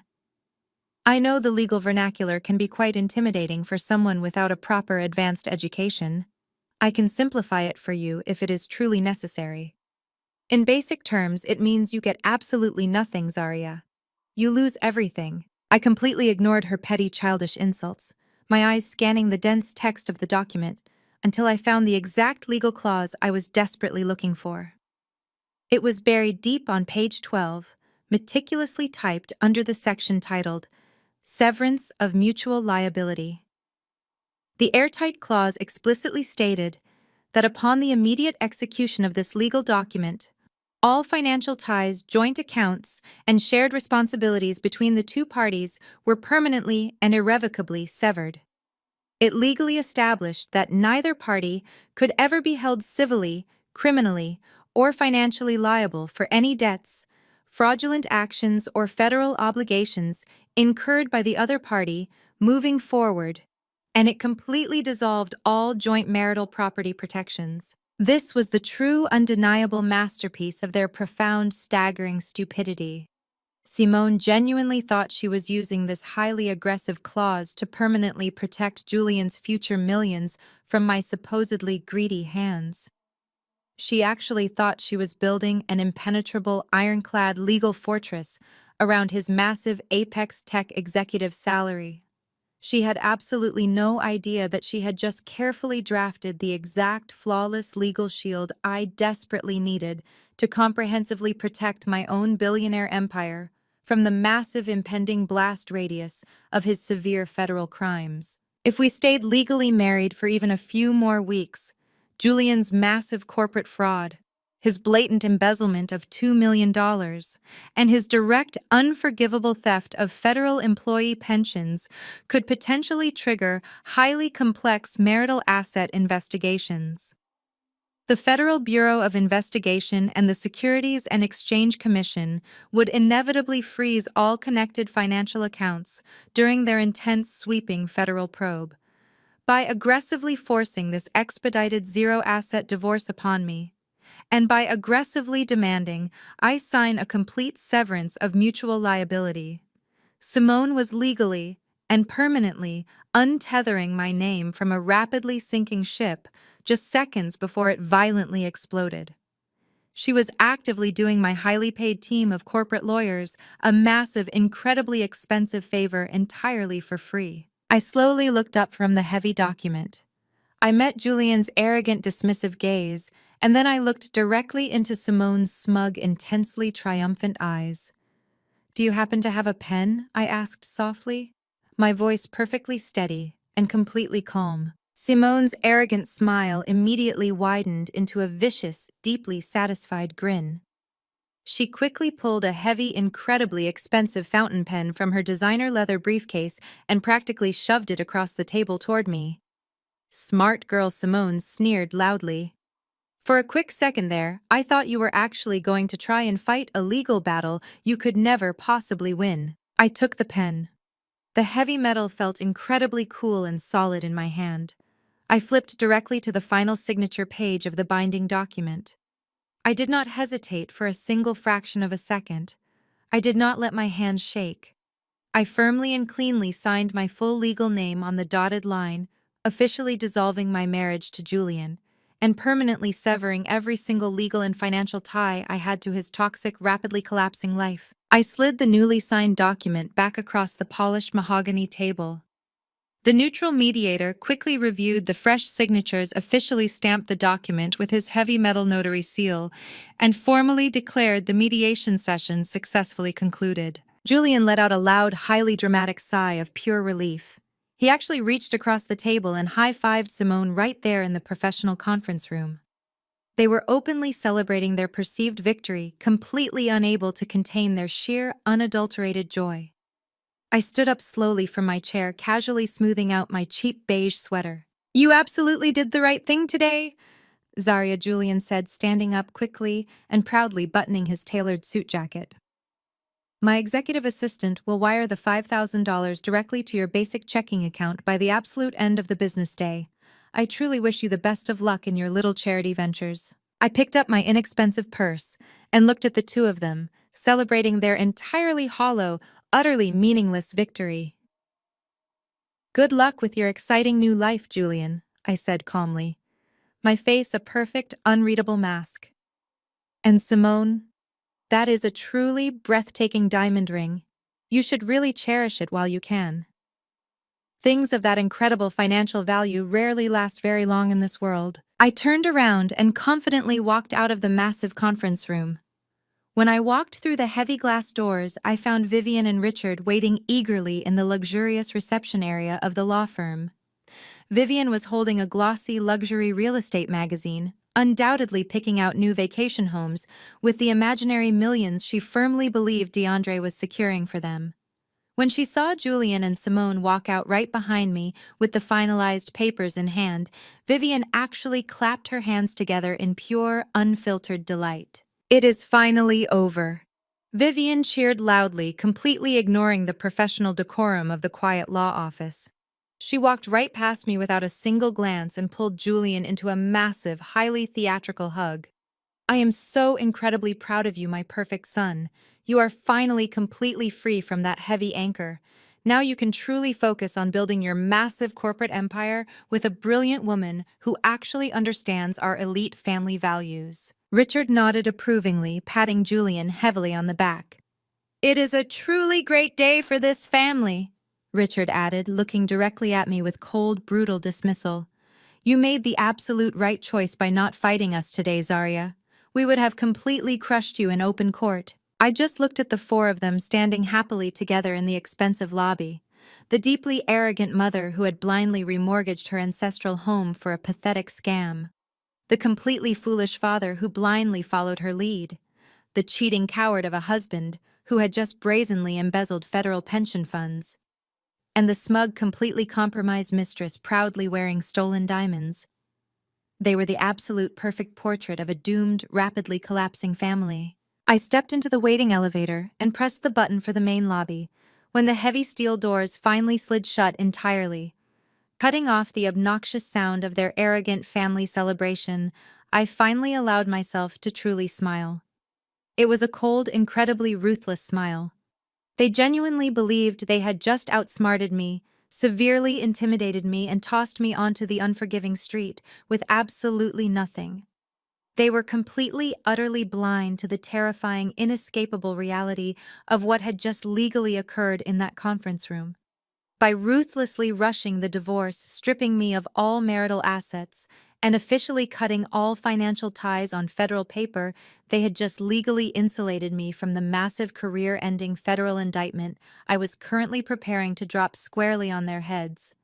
They had securely locked themselves inside a rapidly burning building, and they had just willingly handed me the only key to the exit. The complex legal paperwork was completely finalized.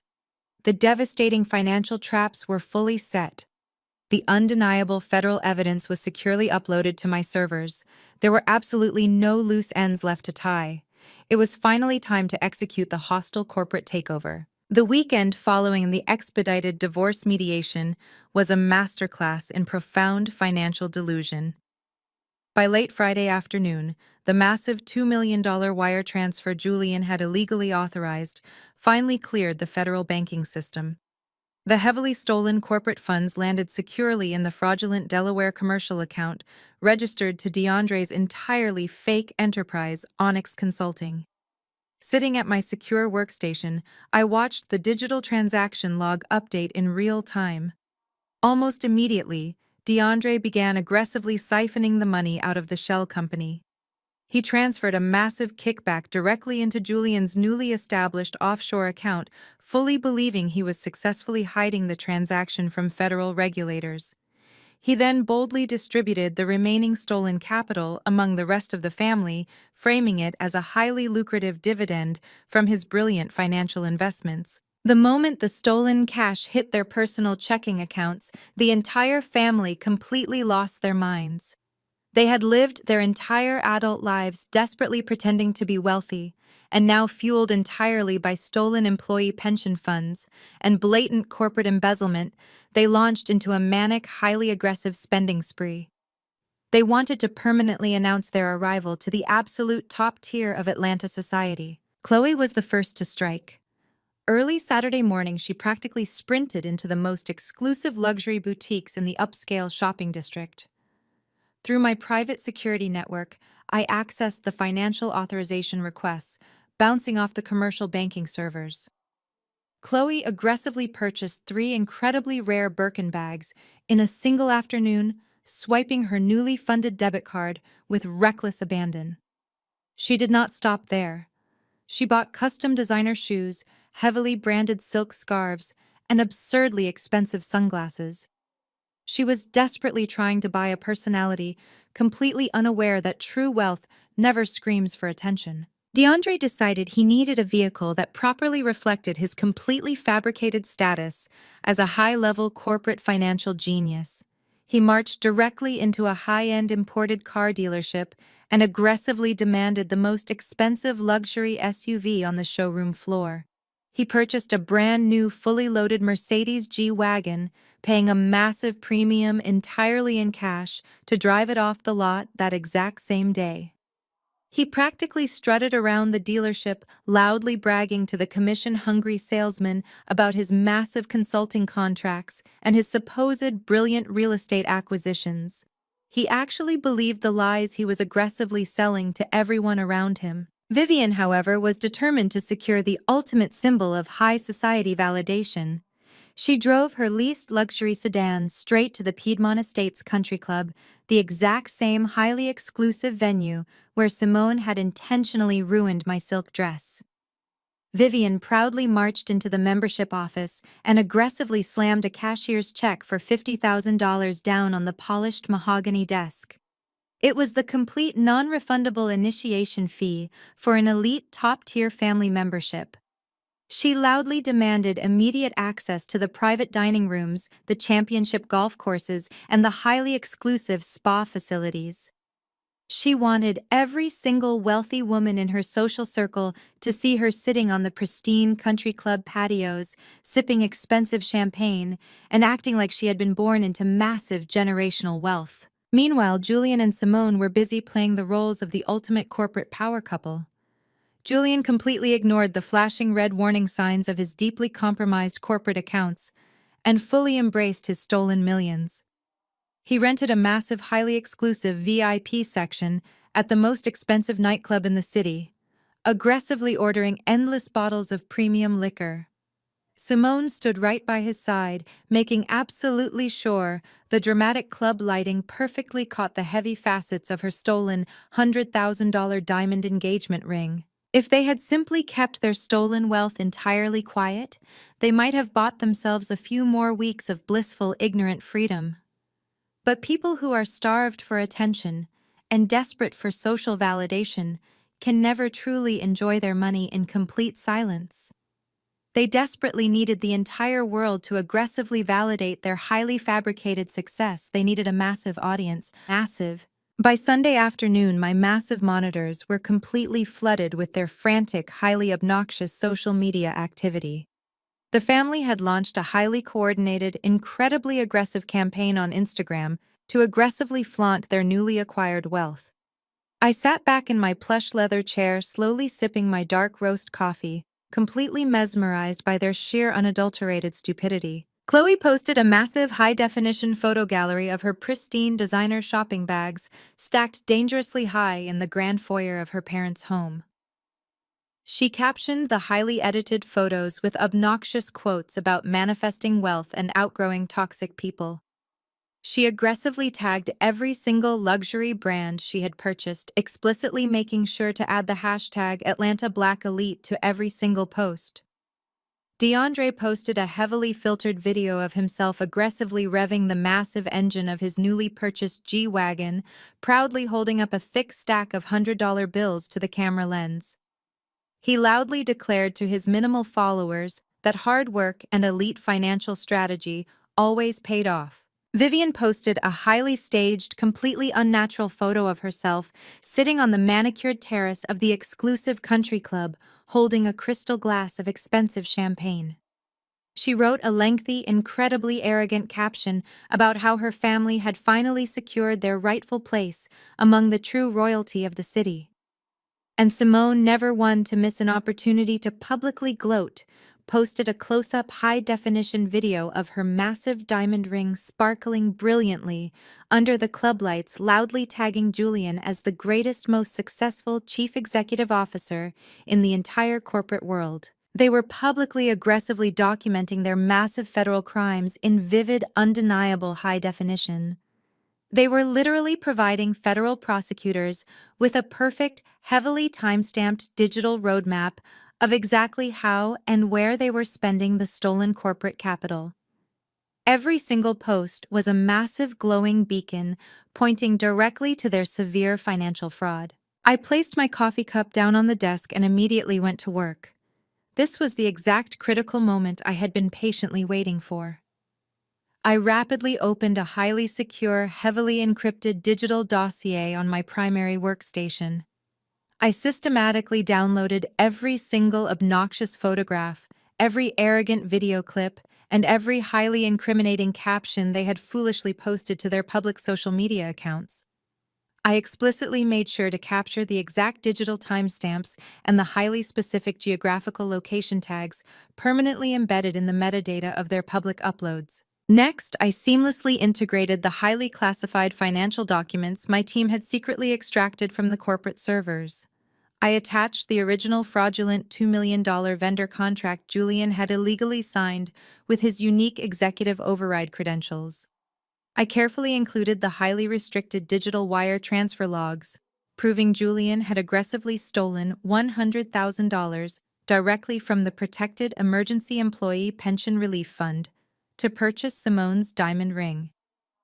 Finally, I attached the pristine, undeniable bank statements from DeAndre's entirely fake Delaware shell company, clearly showing the massive influx of stolen corporate capital and the immediate aggressive distribution of those exact funds into their personal checking accounts. I arranged the massive mountain of undeniable evidence into a completely flawless, incredibly easy-to-read digital timeline.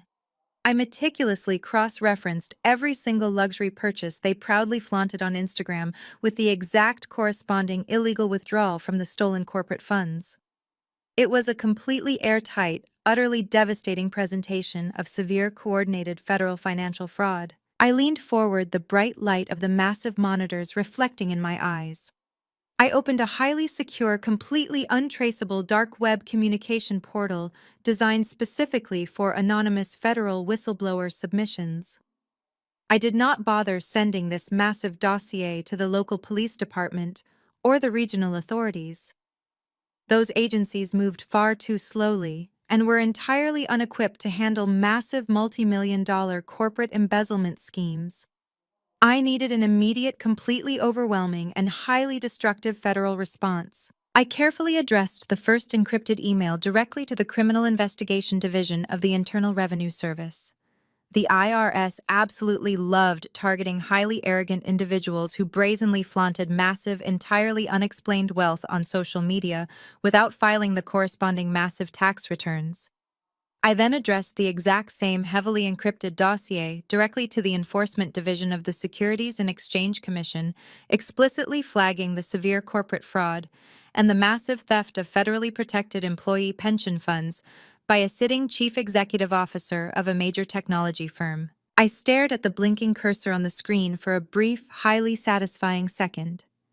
The entire family was currently sitting in their massive suburban homes or driving their luxury vehicles, genuinely believing they were completely untouchable.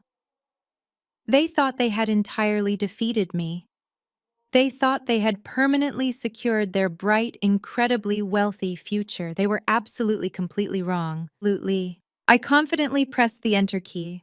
The massive, heavily encrypted dossier instantly vanished from my private network, securely transmitting directly into the highly active inbox queues of the most ruthless federal investigators in the entire country. The heavy digital payload was officially delivered. The completely fake, highly fabricated illusion of the elite was about to be violently shattered by the absolute, uncompromising reality of federal law enforcement. 2 days later, the morning of the highly anticipated Apex Tech annual gala finally arrived. Through my comprehensive audio surveillance network, I listened to Julian pacing aggressively back and forth across the hardwood floors of his massive master bedroom. He was loudly rehearsing his upcoming keynote speech for the evening. He was absolutely determined to deliver a performance that would permanently cement his legacy as a brilliant corporate visionary. I could hear the sheer, unfiltered arrogance dripping from his voice as he practiced delivering his completely fabricated financial statistics. He boldly planned to stand on a brightly lit stage in front of hundreds of wealthy investors and confidently announce record-breaking quarterly profit margins. He genuinely intended to claim that under his brilliant new executive leadership, the company had successfully streamlined massive operational costs and secured incredibly lucrative new consulting partnerships. He was actively planning to brag about the exact fraudulent Delaware shell company that was currently funneling stolen corporate capital directly into his personal offshore bank accounts. Julian was not just planning to lie about his financial performance, he was planning the ultimate highly public display of his fake personal life. I listened closely as he eagerly discussed his grand finale with DeAndre over the phone. After he delivered his fraudulent financial report, Julian intended to call Simone up onto the main stage. In front of the entire corporate board, local politicians, and the elite society of Atlanta, he was going to drop down on one knee and officially propose to his mistress.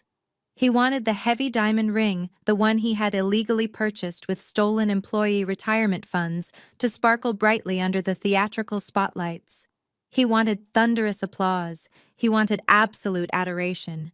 He was completely blind to the terrifying reality that he was eagerly preparing to propose with stolen federal property. While Julian was busy picking out his custom-tailored tuxedo and practicing his arrogant smile in the mirror, I was hosting a very different kind of meeting in the massive glass-enclosed boardroom of my penthouse. Sitting around my polished mahogany conference table were the true incredibly powerful members of the Zephyr Holdings board of directors. These were ruthless, highly experienced billionaires who controlled massive global markets. They had absolutely no patience for corporate thieves. Sitting directly across from them were 3 senior investigative agents from the Federal Bureau of Investigation, alongside 2 lead forensic accountants from the Securities and Exchange Commission. I stood at the head of the long table, the massive digital screen behind me, displaying the flawless, heavily encrypted dossier I had submitted over the weekend. The federal agents had moved with unprecedented, terrifying speed. When they verified the undeniable digital signatures, the illegal wire transfer logs linking directly to the protected employee pension fund, and the completely transparent social media posts documenting the massive spending spree, they instantly escalated the case to a top-tier federal priority. The senior federal agent, a tall, incredibly imposing man with sharp gray eyes, leaned forward and placed a heavy stack of freshly signed federal arrest warrants directly onto the polished mahogany table. He looked around the quiet room, his expression completely devoid of any sympathy. "The evidence you provided is absolutely overwhelming, Zarya," the senior agent stated clearly, his voice echoing slightly in the massive room. "We have successfully frozen the fraudulent offshore accounts, and we have fully authorized a coordinated tactical strike. We are fully prepared to move in and apprehend the targets immediately." I looked at the heavy federal warrants resting on the table. A standard corporate arrest would simply involve agents quietly showing up at Julian's suburban house early in the morning and escorting him away in handcuffs before the neighbors could even wake up. But that was far too quiet. That would allow Vivian, Chloe, and Simone to easily spin a fake, highly sympathetic narrative. They would publicly claim Julian was deeply misunderstood or falsely accused. They would desperately try to salvage their highly fabricated social status. I needed their destruction to be entirely public, completely undeniable, and utterly humiliating. I needed them to fall from the absolute highest peak they could possibly climb. I do not want them arrested quietly in their homes, I told the senior agent, looking directly into his sharp eyes. Tonight is the Apex Tech annual gala. The entire family will be sitting at the absolute front table. Julian will be standing on the main stage loudly broadcasting his fraudulent crimes to hundreds of our most important corporate investors. I want you to execute the federal arrest warrants tonight, right in the middle of his keynote speech. I want the entire high society of Atlanta to watch the new chief executive officer get publicly stripped of his fake crown. My board of directors nodded in unanimous, ruthless agreement. The lead SEC accountant firmly agreed that a highly public arrest would immediately send a powerful, uncompromising message to the global markets that Zephyr Holdings maintained absolute, terrifying control over its subsidiary executives. The senior federal agent offered a sharp, approving smile. He quickly agreed to coordinate his heavily armed tactical teams with my private executive security forces. We spent the next 3 hours meticulously mapping out the precise operational logistics of the evening. We turned the luxurious ballroom of the downtown Grand Hotel into a highly controlled, inescapable trap.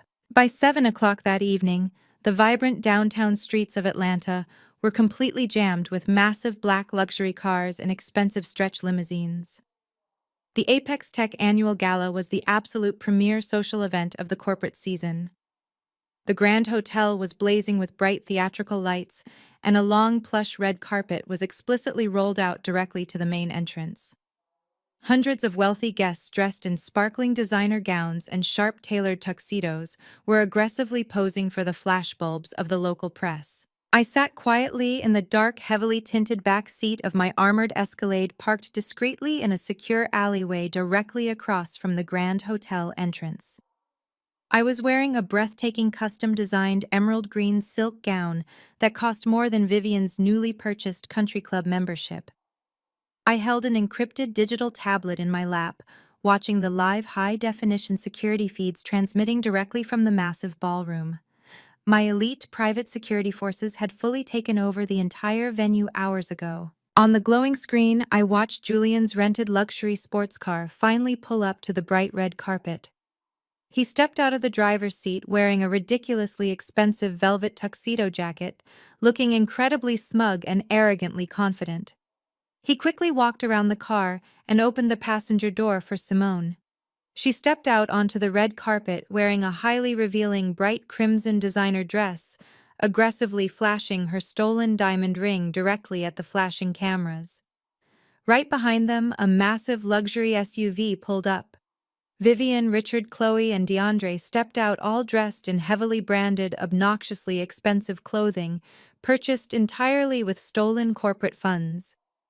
They clustered tightly together, laughing loudly and aggressively, posing for the photographers, genuinely believing they were the absolute royalty of the city. Julian arrogantly tossed his car keys to the waiting valet. He did not even bother to look the young man in the eye. He simply assumed the valet was just another low-wage worker, existing entirely to serve him. Julian was completely oblivious to the small, highly concealed tactical earpiece resting securely in the valet's right ear. The valet smoothly caught the keys, offering a sharp, highly trained nod, instantly securing the vehicle. The arrogant family confidently marched up the plush red carpet toward the heavy brass doors of the Grand Hotel. They reached the main security checkpoint, loudly demanding immediate VIP access. Julian haughtily flashed his chief executive officer credential badge at the two massive, incredibly muscular security guards standing firmly by the velvet ropes. The guards wore sharp black suits, completely indistinguishable from standard event staff. They politely checked the badges and smoothly unclipped the velvet rope, graciously allowing the entire toxic family to walk directly into the grand foyer. Julian boldly led his family into the massive, glittering venue, his chest puffed out with massive pride. He was eagerly marching toward the bright stage, desperately hungry for his moment of supreme glory. He had absolutely no idea that the valet who just took his keys was a highly trained tactical operative. He had no idea that the polite security guards who just checked his VIP pass were heavily armed mercenaries strictly employed by my private holding company.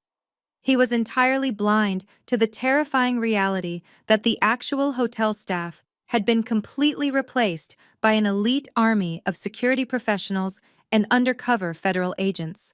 I watched Julian eagerly walk through the heavy brass doors on my glowing tablet. A slow, incredibly cold smile spread perfectly across my face. The heavy doors closed firmly behind him, and the massive deadbolts quietly slid into place. The trap was absolutely flawless. Julian thought he was confidently walking into his glorious royal coronation.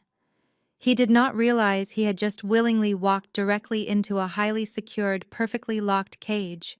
It was finally time for the real boss to officially make her grand entrance. Inside the grand ballroom, the atmosphere was thick with the intoxicating scent of expensive perfume and the relentless hum of high society networking. Hundreds of Atlanta's most influential figures were clustered around tables adorned with towering floral centerpieces and crystal glassware. Waiters in pristine white tuxedos silently navigated the crowded floor, balancing heavy silver trays loaded with premium vintage champagne and delicate appetizers. At the very front of the massive room, positioned directly beneath the largest, most spectacular crystal chandelier, sat the designated VIP table, reserved explicitly for the family of the chief executive officer. Vivian had strategically positioned herself at the center of the table, facing the entire room, so that everyone could clearly see her.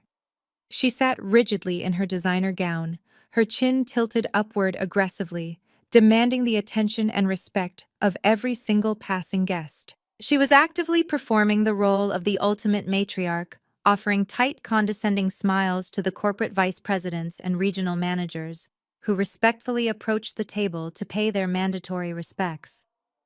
Richard sat quietly beside her, swirling a glass of dark amber scotch, trying his absolute best to look like a man who commanded a massive financial empire, rather than a man who had just foolishly mortgaged his ancestral home for a completely fabricated corporate scam. Chloe was busy leaning across the table, loudly complaining to DeAndre about the supposedly poor quality of the complimentary caviar.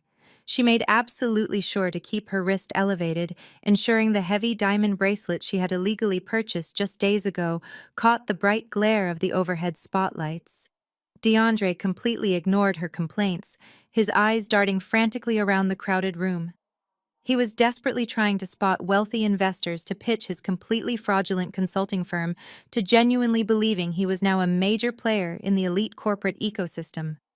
But nobody at the VIP table was commanding more aggressive attention than Simone. She was sitting in the chair closest to the main stage, her bright crimson dress deeply contrasting with the formal black and white attire of the surrounding crowd. She had intentionally placed her left hand high up on the stem of her crystal champagne flute. Every time a new guest approached the table, she made a deliberate, highly exaggerated gesture, aggressively flashing the massive $100,000 stolen diamond engagement ring directly into their eyes. She was loudly introducing herself as Julian's soon-to-be fiancée, completely reveling in the jealous stares of the other wealthy women in the room.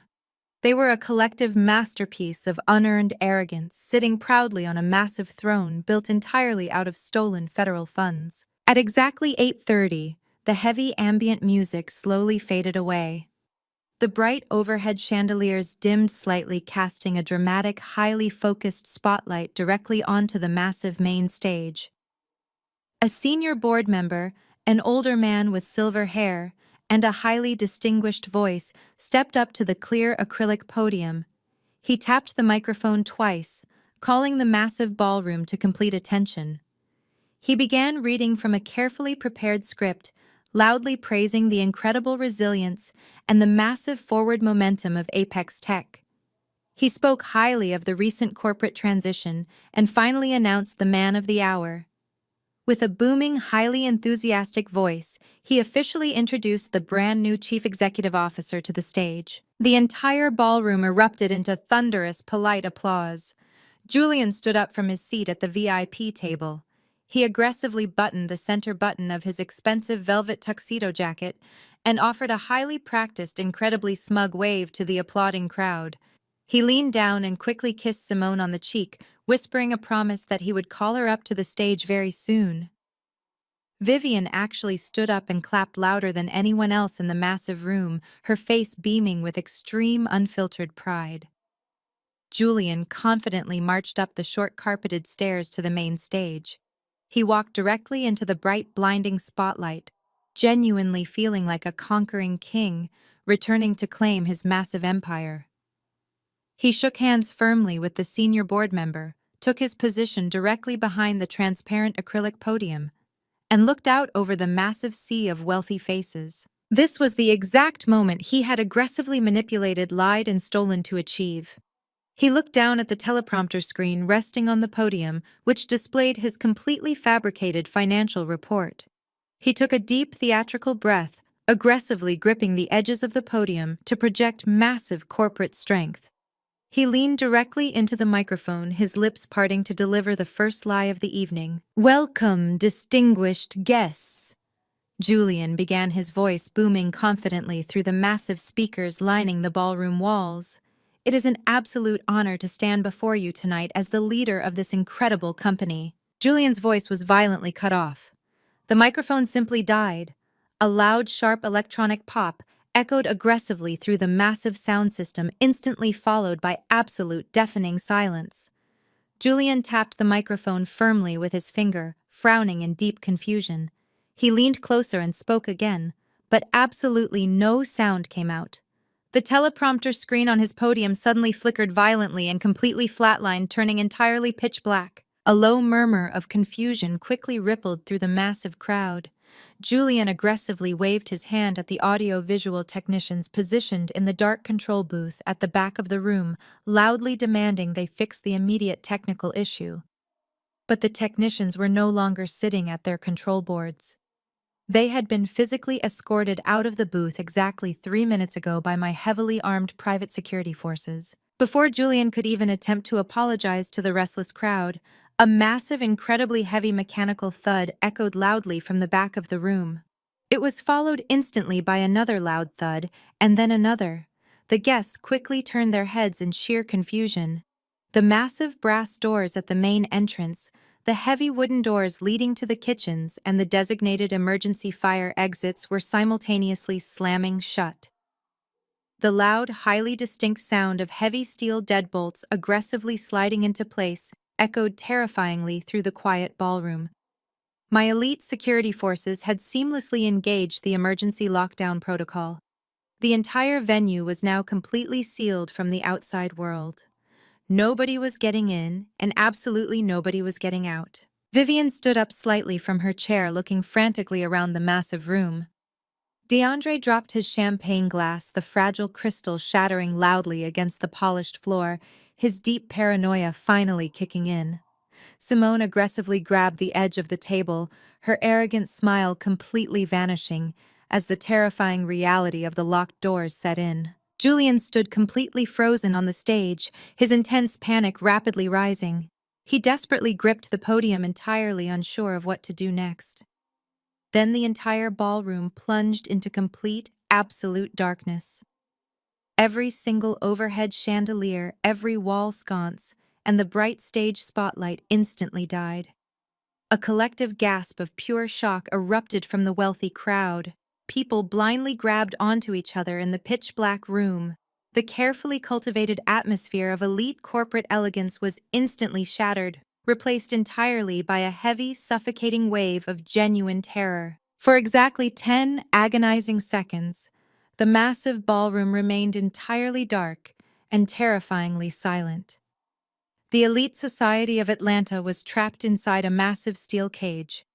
Then a massive beam of bright, blinding blue light sliced aggressively through the suffocating darkness. The massive high-definition projector screen positioned directly behind Julian suddenly roared to life.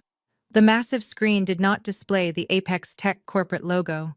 It did not display the fabricated financial charts Julian had meticulously prepared. Instead, the bright blue screen illuminated the entire dark stage, casting a harsh, terrifying glow over Julian's pale, sweating face.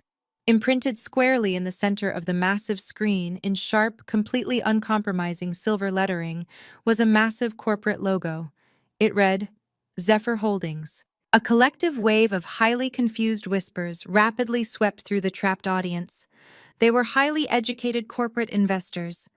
They instantly recognized the name of the anonymous, terrifyingly powerful billionaire conglomerate that had quietly acquired their company. But absolutely nobody understood why the holding company was violently hijacking the annual celebration. Julian slowly turned his head to look at the massive screen behind him. His eyes widened in absolute unfiltered horror. His massive, highly inflated ego completely shattered into a million tiny pieces. He suddenly realized with terrifying clarity that he was absolutely not in control of this event. He was a highly vulnerable pawn standing blindly on a massive, unforgiving chessboard. Suddenly, the heavy, highly fortified metal doors leading directly to the venue's massive industrial loading bay violently groaned open. The loading bay was positioned at the far side of the massive ballroom, directly adjacent to the main stage. The loud grinding of the metal tracks echoed aggressively over the terrified whispers of the crowd. Two blindingly bright LED headlights aggressively pierced the dim light of the ballroom. A massive, completely customized black Maybach limousine slowly and smoothly rolled directly out of the industrial loading bay and drove aggressively onto the polished floor of the massive ballroom. The heavy luxury vehicle came to a complete, perfectly smooth stop right next to the main stage, its bright headlights illuminating the terrified faces of Vivian Richard, Chloe DeAndre, and Simone at the front table. Four heavily armed, massive tactical security agents wearing completely black body armor instantly stepped out of the shadows, aggressively taking strategic positions around the luxury vehicle. The crowd was completely paralyzed by the massive display of extreme corporate power. The rear door of the black Maybach slowly unlocked with a sharp, heavy click. Julian stared blindly at the dark-tinted window, his entire body shaking violently under his tailored velvet suit. He had absolutely no idea who was about to step out of that car, but he knew with absolute certainty that his incredibly brief, highly fraudulent reign as the King of Atlanta was permanently over. The suffocating silence in the room stretched into eternity, every single wealthy guest completely holding their breath, waiting for the supreme authority of Zephyr Holdings to finally reveal themselves to the entire world. The absolute destruction of his entire family was officially underway. The heavy door of the heavily customized black Maybach swung open with a smooth, completely silent glide that only the absolute highest tier of automotive engineering could possibly achieve. A polished leather boot stepped out firmly onto the pristine ballroom floor. I emerged slowly from the dark interior of the luxurious vehicle, the bright, piercing blue light from the massive Zephyr Holdings projector screen instantly illuminating my silhouette. I was wearing a breathtaking custom-designed emerald green silk gown. It was a true masterpiece of quiet, uncompromising luxury, completely devoid of the flashy, obnoxious designer logos that my former in-laws so desperately craved. The fabric draped perfectly around my frame, crafted with an impeccable, highly sophisticated elegance that immediately commanded absolute, undeniable respect from every single person in the room. My hair was styled in a sleek, elegant updo, and resting lightly against my collarbone was a single, flawless diamond necklace that subtly caught the harsh glare of the overhead spotlights. I absolutely did not look like the poor, uneducated, discarded charity worker they had aggressively mocked and ruthlessly humiliated just days ago at the upscale steakhouse. I looked exactly like what I truly was. A woman who possessed the immense financial power to buy and sell every single arrogant person in that massive building before they even finished their morning coffee. The chaotic, terrified murmurs of the massive ballroom instantly vanished, replaced entirely by a dead, suffocating silence. You could literally hear the quiet hum of the massive industrial air conditioning units kicking in. Hundreds of the most powerful corporate investors, influential local politicians, and elite Atlanta socialites stared directly at me in complete, unadulterated shock. They had absolutely no idea who I was personally, but the sheer, overwhelming display of aggressive tactical force accompanying my highly dramatic arrival clearly signaled that I possessed a terrifying level of corporate power they could not even begin to comprehend. Down at the front, VIP table positioned directly in the shadow of the main stage, the collective reaction of my deeply toxic former family was a spectacular, highly satisfying display of profound, staggering ignorance. Chloe literally dropped her jaw, her mouth hanging wide open, in completely unfiltered disbelief. Her eyes darted frantically between my expensive designer gown and the massive, heavily armed tactical security guards, establishing a secure perimeter around my vehicle. DeAndre aggressively gripped the edge of the table with both hands, his knuckles turning completely white. He was entirely bewildered by the sudden, highly aggressive appearance of the heavy luxury vehicle, completely unable to process how anyone could successfully breach a locked corporate event. Simone aggressively squinted her eyes, her perfectly sculpted face rapidly twisting into a nasty, hateful scowl. She genuinely, foolishly believed I had somehow managed to sneak past the front security doors simply to cause a pathetic, desperate scene to win back my former husband. But it was Vivian who reacted with the most aggressive, completely unhinged display of unfiltered arrogance. The sheer sight of me standing proudly in the center of the locked ballroom, looking vastly more elegant, poised, and powerful than she ever could in her entire fabricated life, completely short-circuited her highly inflated ego. Her deeply rooted hatred for me instantly overrode any basic sense of situational awareness or logical self-preservation. Vivian aggressively pushed her heavy dining chair back the carved wooden legs, scraping loudly and obnoxiously against the polished floor.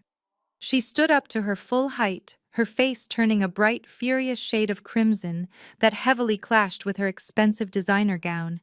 She pointed a shaking, heavily manicured finger directly at me, her diamond bracelets loudly clinking together in the deafening silence of the massive room. "What in the world is this pathetic, crazy woman doing here?"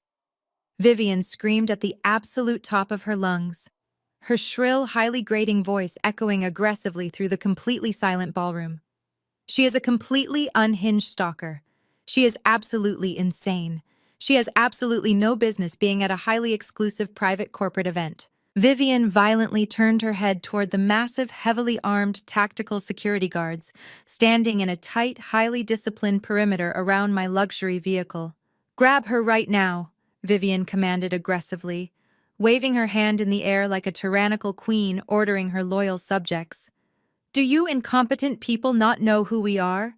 My brilliant son is the chief executive officer of this entire corporate conglomerate. We demand that you physically remove this crazy, desperate woman from the premises right this exact second. Throw her out into the cold street where she rightfully belongs and permanently lock the doors behind her." Vivian stood there panting heavily, her chest heaving with deep, arrogant indignation, fully expecting the massive tactical guards to instantly obey her royal commands.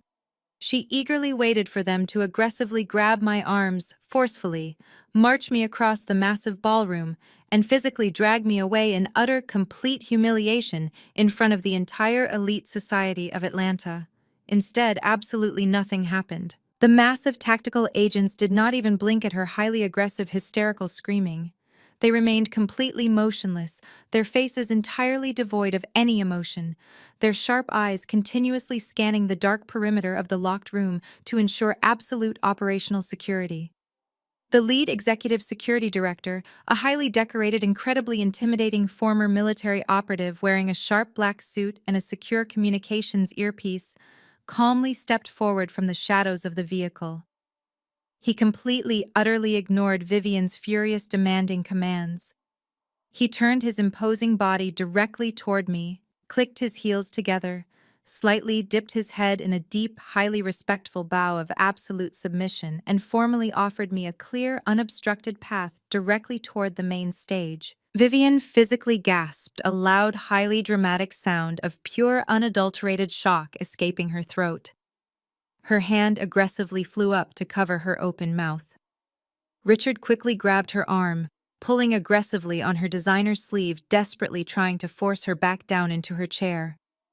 A sudden, deeply terrifying realization was rapidly beginning to dawn on his foolish, entirely bewildered face. This was absolutely not a desperate ex-wife crashing a party. This was a highly coordinated, incredibly expensive display of absolute supremacy. I did not even bother to look in Vivian's direction. She was entirely beneath my notice now. I kept my eyes locked directly on the brightly lit main stage, where Julian was currently standing completely paralyzed behind the transparent acrylic podium. I began to walk forward. My steps were incredibly slow, highly deliberate, and completely silent against the plush carpeting of the grand ballroom. The massive crowd of wealthy investors and elite corporate executives seamlessly parted like the Red Sea, aggressively stepping back and bumping into each other to give me a wide, entirely unobstructed path. They were deeply terrified of the heavily armed security forces, but they were also completely mesmerized by the sheer unapologetic confidence and terrifying authority radiating from my every single movement. I walked directly past the VIP table. Simone leaned aggressively forward, her eyes blazing with extreme, unfiltered jealousy and hatred. She aggressively opened her mouth to hurl another venomous, highly condescending insult directly at me, but she immediately snapped her mouth shut when one of my massive tactical security guards deliberately stepped forward and leveled a cold, terrifying, completely uncompromising glare directly into her eyes. She practically shrank back into her chair, her manicured hand aggressively clutching the massive stolen diamond engagement ring resting heavily on her chest. I gracefully ascended the short carpeted stairs leading directly up to the main stage. Julian was sweating profusely, massive beads of cold perspiration aggressively rolling down his forehead. His highly expensive, custom-tailored velvet tuxedo jacket suddenly looked far too large for his rapidly shrinking, entirely defeated frame. His eyes were wide with pure, unfiltered panic. He aggressively opened his mouth to speak, to loudly demand a logical explanation, to aggressively assert his completely fake, highly fabricated authority in front of his massive audience. But absolutely no words came out of his mouth. His throat was completely dry, completely paralyzed by the sheer, overwhelming weight of the terrifying moment. I stepped right into his personal space, bringing with me the faint, highly expensive scent of my custom perfume. I reached out with a perfectly manicured hand and smoothly took the wireless microphone directly from his aggressively trembling fingers. He surrendered the heavy electronic device, instantly, completely overpowered by the absolute dominance of my presence. He was entirely incapable of fighting back. I turned slowly away from my deeply terrified former husband and looked out over the massive, entirely silent sea of wealthy faces. The bright, piercing blue light from the massive Zephyr Holdings logo, projected heavily behind me, cast long, highly dramatic shadows entirely across the grand stage. I slowly raised the wireless microphone directly to my lips, savoring the absolute intoxicating power of the moment I had meticulously planned for weeks. "Good evening, ladies and gentlemen," I said, my voice completely calm, incredibly steady, and projecting loudly and flawlessly through the freshly reactivated, highly advanced audio system.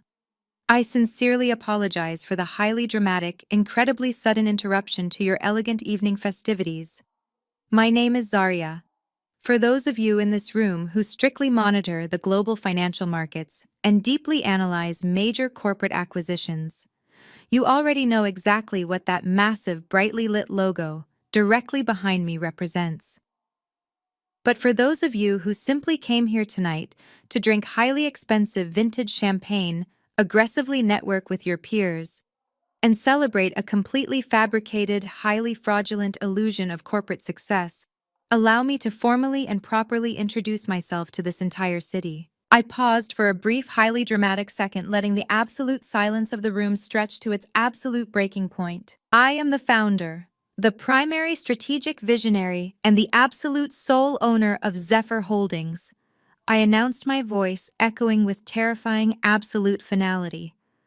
"I am the supreme parent corporate entity that successfully and quietly acquired the absolute entirety of Apex Tech exactly 8 months ago. Every single financial asset, every single vendor contract, every single piece of intellectual property, and every single employee currently standing in this massive building ultimately answers directly and exclusively to me. A massive, highly audible collective gasp aggressively ripped through the deeply crowded ballroom. Hundreds of wealthy investors, senior corporate executives, and elite local politicians frantically whispered to each other, their eyes darting wildly and aggressively between my perfectly calm face and the massive blue corporate logo illuminating the stage. The sheer, overwhelming magnitude of the massive revelation hit the crowd like a physical shockwave. They were currently standing in the direct, highly commanding presence of an anonymous billionaire titan they had collectively spent months desperately trying to identify and aggressively court for massive financial investments. Directly behind me, the physical reaction was utterly, completely devastating. Julian physically stumbled backward, his highly polished, expensive dress shoes slipping slightly and dangerously against the smooth, polished surface of the stage floor.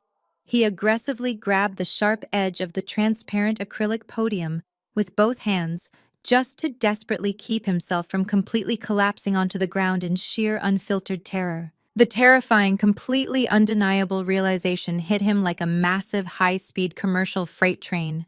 The entire foundation of his highly arrogant, completely fabricated life aggressively shattered into a million tiny, unrecoverable pieces in a single fraction of a second. The poor, supposedly uneducated, entirely insignificant charity worker he had aggressively mocked at the steakhouse, severely underestimated for years, and ruthlessly rushed to divorce just a few days ago, was actually his ultimate supreme corporate boss. I was the absolute uncontested commander of the entire billionaire holding company that completely controlled his entire professional destiny. And most terrifyingly of all, as he stared blindly at my perfectly calm, completely ruthless expression, Julian suddenly realized with absolute sickening, entirely paralyzing clarity that as the supreme owner of the entire corporate conglomerate, I possessed completely unrestricted, highly secure administrative access to every single deeply protected internal financial ledger he had just brazenly, aggressively stolen from. He finally understood that I knew absolutely everything. I did not give Julian a single second to breathe, to formulate a pathetic lie, or to desperately beg for a mercy he absolutely did not deserve. I held the wireless microphone firmly in my left hand and calmly reached into the hidden pocket of my emerald silk gown with my right.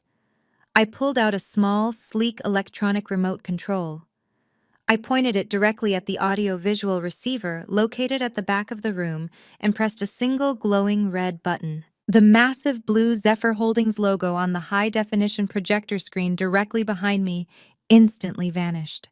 It was rapidly replaced by a series of highly classified, incredibly damning financial documents magnified to 20 feet tall, making it absolutely impossible for anyone in the elite society of Atlanta to miss a single, highly incriminating detail.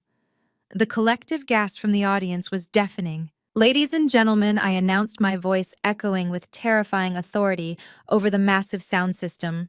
"Please direct your absolute, undivided attention to the screen behind me.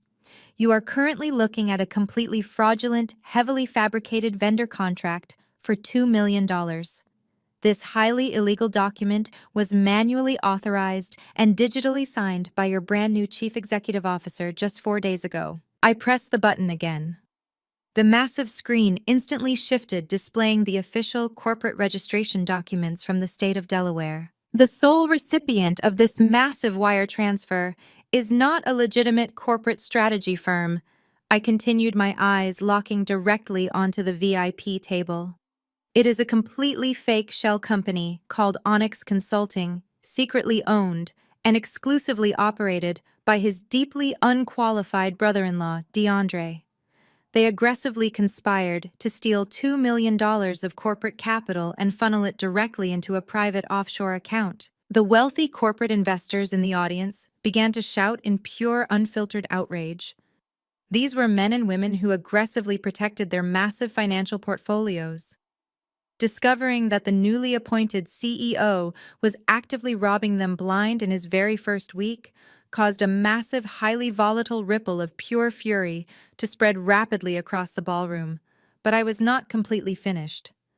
I pressed the red button one final time. The massive screen shifted to display a highly restricted, heavily encrypted digital wire transfer log.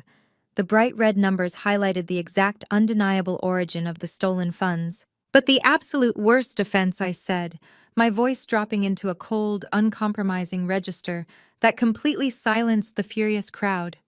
Is this highly specific digital transaction? Julian did not just attempt to steal general corporate capital. He aggressively bypassed massive security protocols to steal exactly $100,000 directly from the Apex Tech Emergency Employee Pension Relief Fund. He actively robbed the protected retirement savings of his own hardworking employees simply to purchase a massive diamond engagement ring for his mistress. I pointed my perfectly manicured finger directly at Simone, who was currently sitting completely frozen in her chair at the VIP table. Every single camera flash, every single furious set of eyes in the massive ballroom instantly snapped directly onto her. Simone physically recoiled, desperately trying to cover her left hand, but the massive diamond ring sparkled aggressively under the ambient light, serving as a highly visible, completely undeniable beacon of their severe federal crimes. Before the furious murmurs of the wealthy crowd could completely escalate into a massive, uncontrollable riot, the heavy metal deadbolts on the main ballroom doors violently snapped open with a deafening crack. The massive brass doors were aggressively kicked wide open from the outside. Federal agents, nobody move. A massive booming voice aggressively commanded over a heavy tactical megaphone. Dozens of heavily armed federal agents from the Federal Bureau Investigation, wearing dark tactical windbreakers with bright yellow lettering across their backs, aggressively swarmed into the grand ballroom. They moved with terrifying, absolute military precision, instantly establishing a highly secure perimeter around the massive room. The elite high society of Atlanta completely panicked, aggressively backing away and creating a massive wide-open path directly toward the main stage and the VIP table. A heavily armed tactical squad completely bypassed the terrified crowd and sprinted directly toward the front table. DeAndre realized his entirely fabricated life was completely over. Fueled by sheer unfiltered panic, he aggressively pushed his chair back and desperately tried to run toward the locked emergency exit. He did not even make it 3 steps. A massive federal agent aggressively tackled him from behind. The sheer, overwhelming force of the heavy impact sent DeAndre violently crashing face first directly onto the VIP table. Expensive crystal champagne flutes, heavy silver platters, and towering floral centerpieces aggressively shattered into a million tiny pieces, showering the polished floor with sharp glass and spilled wine. The agent aggressively pinned DeAndre down against the broken table, forcefully twisting his arms painfully behind his back. The heavy, highly distinctive sound of steel handcuffs, aggressively ratcheting shut, echoed loudly over the chaotic screams of the terrified crowd. Chloe completely lost her mind. She stood up and began screaming hysterically, jumping up and down in pure, unadulterated terror. Her newly purchased designer Birkin bag slipped from her shaking hands, aggressively hitting the floor as she wildly backed away from the violent arrest of her husband. She desperately looked around for someone, anyone, to aggressively demand that the federal agent stop, completely forgetting that her massive wealth was entirely fake and her social status was completely, utterly meaningless. Up on the main stage, Julian was completely paralyzed. He did not try to run. He did not try to fight. He simply stood trembling violently behind the transparent acrylic podium, staring blankly as 2 senior federal agents marched aggressively up the carpeted stairs directly toward him. "Julian!" I said, my voice cutting sharply through the chaotic noise of the massive ballroom. I turned to fully face him, stripping away the very last shred of his pathetic, unearned dignity. As the supreme owner and chairman of the board for Zephyr Holdings, I am officially terminating your employment at Apex Tech, effective immediately. You are permanently stripped of all executive corporate titles. Your massive stock options are completely and irrevocably revoked. You are leaving this building with absolutely nothing. The 2 senior federal agents aggressively grabbed Julian by both of his arms, They forcefully spun him around, slamming his chest aggressively against the clear acrylic podium he had planned to deliver his triumphant speech from. They forcefully yanked his wrists behind his back, the heavy steel handcuffs loudly snapping shut over the sleeves of his ridiculously expensive custom-tailored velvet tuxedo. "Julian, you are under federal arrest for massive corporate fraud, grand larceny, and the severe unauthorized embezzlement of federally protected employee pension funds," the senior agent shouted loudly, his authoritative voice echoing aggressively across the silent watching crowd. "You have the right to remain silent. Anything you say can and will be heavily used against you in a court of law. You have the right to an attorney. If you cannot afford an attorney, one will be provided for you." The incredibly harsh, completely undeniable reality of the Miranda rights being loudly read to a chief executive officer in front of the entire corporate elite of Atlanta was a truly historic, deeply humiliating spectacle. Julian hung his head completely in shame, silent tears of pure, unfiltered terror, aggressively rolling down his pale face. The agents aggressively marched him off the stage, parading him directly past the furious, disgusted faces of the wealthy investors he had actively tried to rob. Down at the ruined VIP table, the absolute chaos of the massive federal raid was completely destroying the carefully fabricated illusion of their family. Simone was aggressively backed into a corner by a federal agent screaming loudly that she was a highly respected corporate lawyer and demanding professional immunity, completely ignoring the fact that her career was now entirely over. DeAndre was being aggressively hauled off the floor, his designer suit completely ruined by spilled wine and broken glass. But Vivian, the highly arrogant, intensely demanding matriarch of the toxic family, realized with absolute terrifying clarity that her massive ship was rapidly sinking straight to the bottom of the ocean. The imaginary millions were completely gone. The country club memberships were entirely voided. The federal prison sentences were completely guaranteed. And true to her incredibly selfish, entirely narcissistic nature, she instantly decided to aggressively throw her own flesh and blood directly under the massive bus to desperately save herself. Vivian violently stepped away from Chloe, who was still loudly sobbing on the floor. She aggressively pointed her manicured finger directly at DeAndre as he was being hauled away in heavy steel handcuffs, and then she violently pointed directly at Julian as the agents marched him toward the main doors. "I had absolutely nothing to do with any of this," Vivian screamed frantically, her voice completely devoid of any maternal loyalty or familial love. She aggressively looked around at the federal agents and the disgusted crowd desperately trying to construct a highly sympathetic narrative. "I am just an innocent mother. I did not know anything about any stolen corporate money. Julian and DeAndre did this entirely on their own. They aggressively lied to me. I am a highly respected member of this community. You cannot possibly hold me responsible for the terrible illegal actions of grown men. I am a victim here." She was aggressively loudly denying her own son in front of hundreds of people just to desperately avoid federal scrutiny. It was the absolute ultimate display of her deeply rotten, entirely hollow character. I stood perfectly still on the main stage, looking down at Vivian as she desperately tried to distance herself from the massive, completely undeniable catastrophe she had actively helped create. I slowly handed the wireless microphone to the lead executive security director standing beside me. I gracefully walked down the short carpeted stairs of the main stage, my emerald silk gown trailing elegantly behind me. The heavy crowd parted once again, allowing me to walk completely unobstructed directly toward the ruined VIP table. Vivian stopped her hysterical, highly fabricated screaming as I approached her. She looked at me with a desperate, terrified glimmer of false hope in her eyes, genuinely foolishly believing that since she had not directly signed the fraudulent corporate paperwork, she was entirely safe from my massive, unyielding wrath. She had absolutely no idea that I had saved the absolute best, most devastating financial trap exclusively for her. I stopped walking, standing merely 2 feet away from the woman who had aggressively commanded I take $50,000 and disappear from her elite world forever. I looked directly into her terrified eyes, ready to completely dismantle her entire life. Vivian stared up at me, her chest heaving as she desperately tried to project the false image of an innocent, victimized mother. She genuinely thought her loud public denial of her own son would miraculously save her from the massive wreckage. I slowly reached into the small designer clutch I held in my left hand.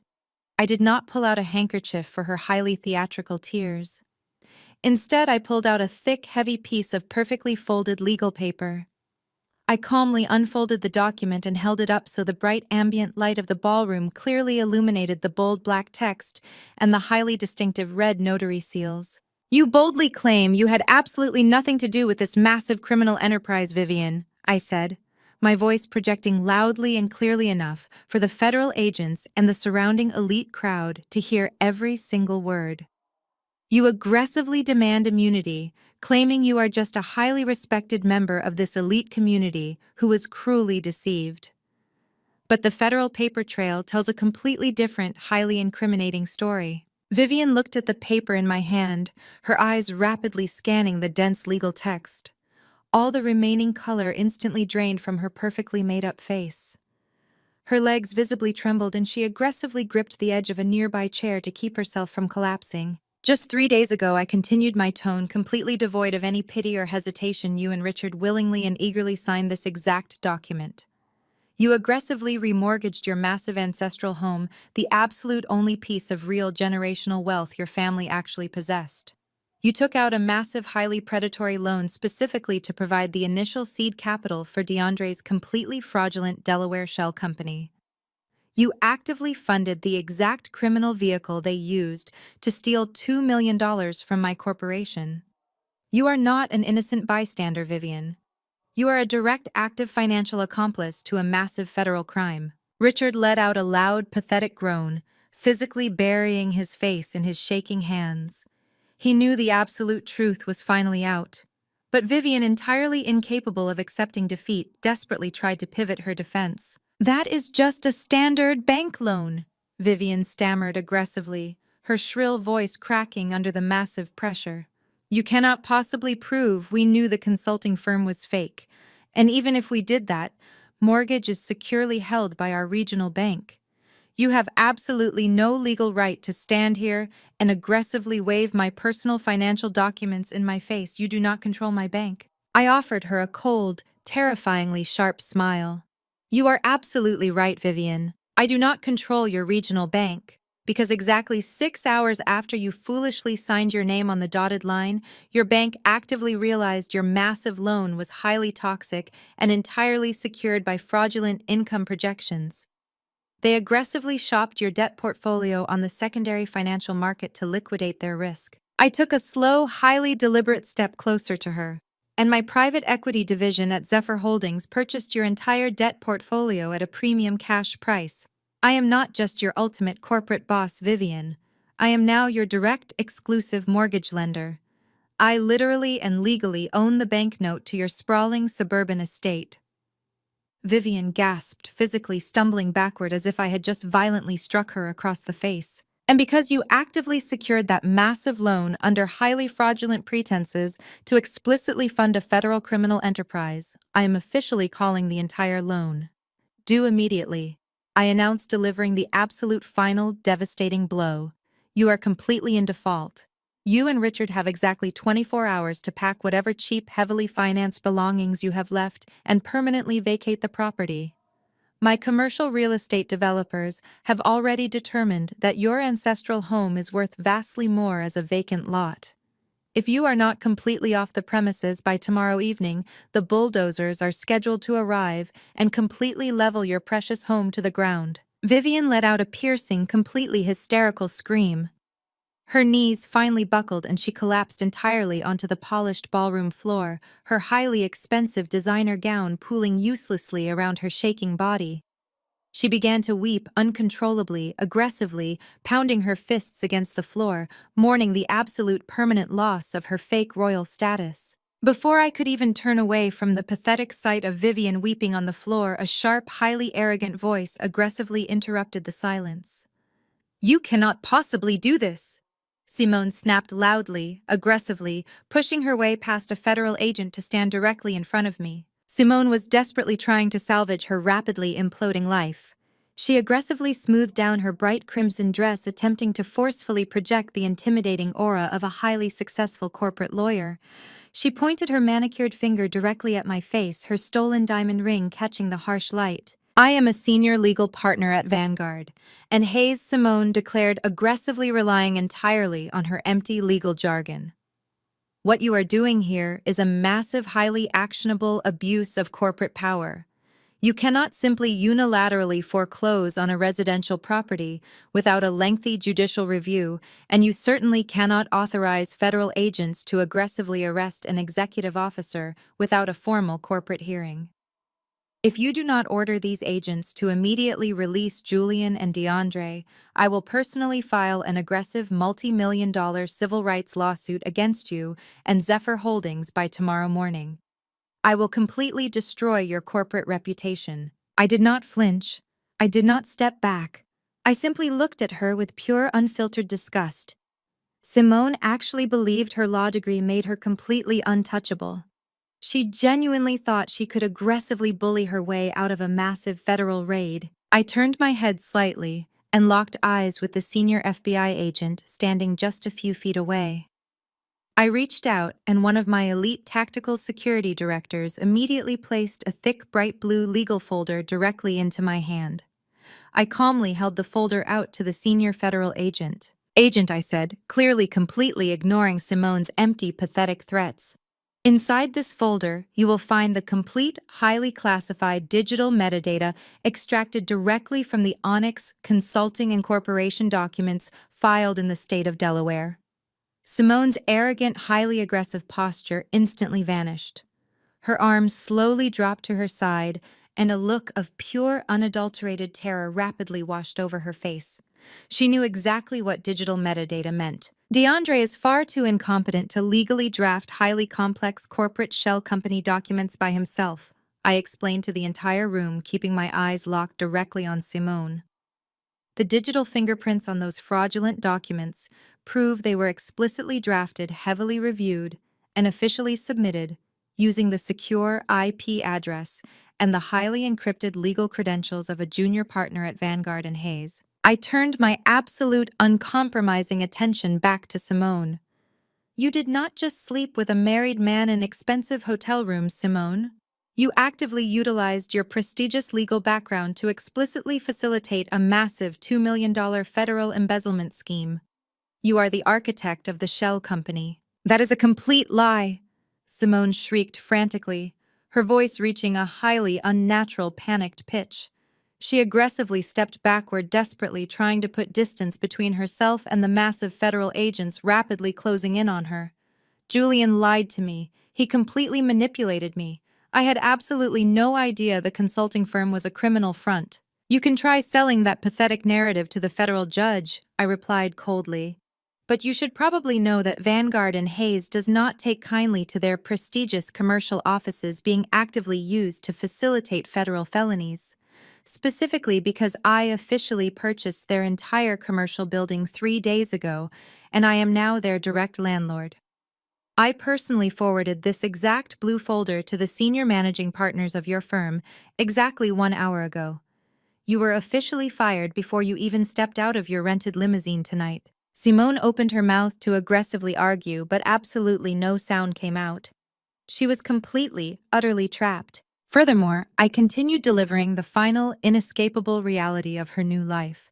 "My corporate legal team has already officially notified the State Bar Association of Georgia regarding your highly documented, undeniable involvement in this massive federal fraud.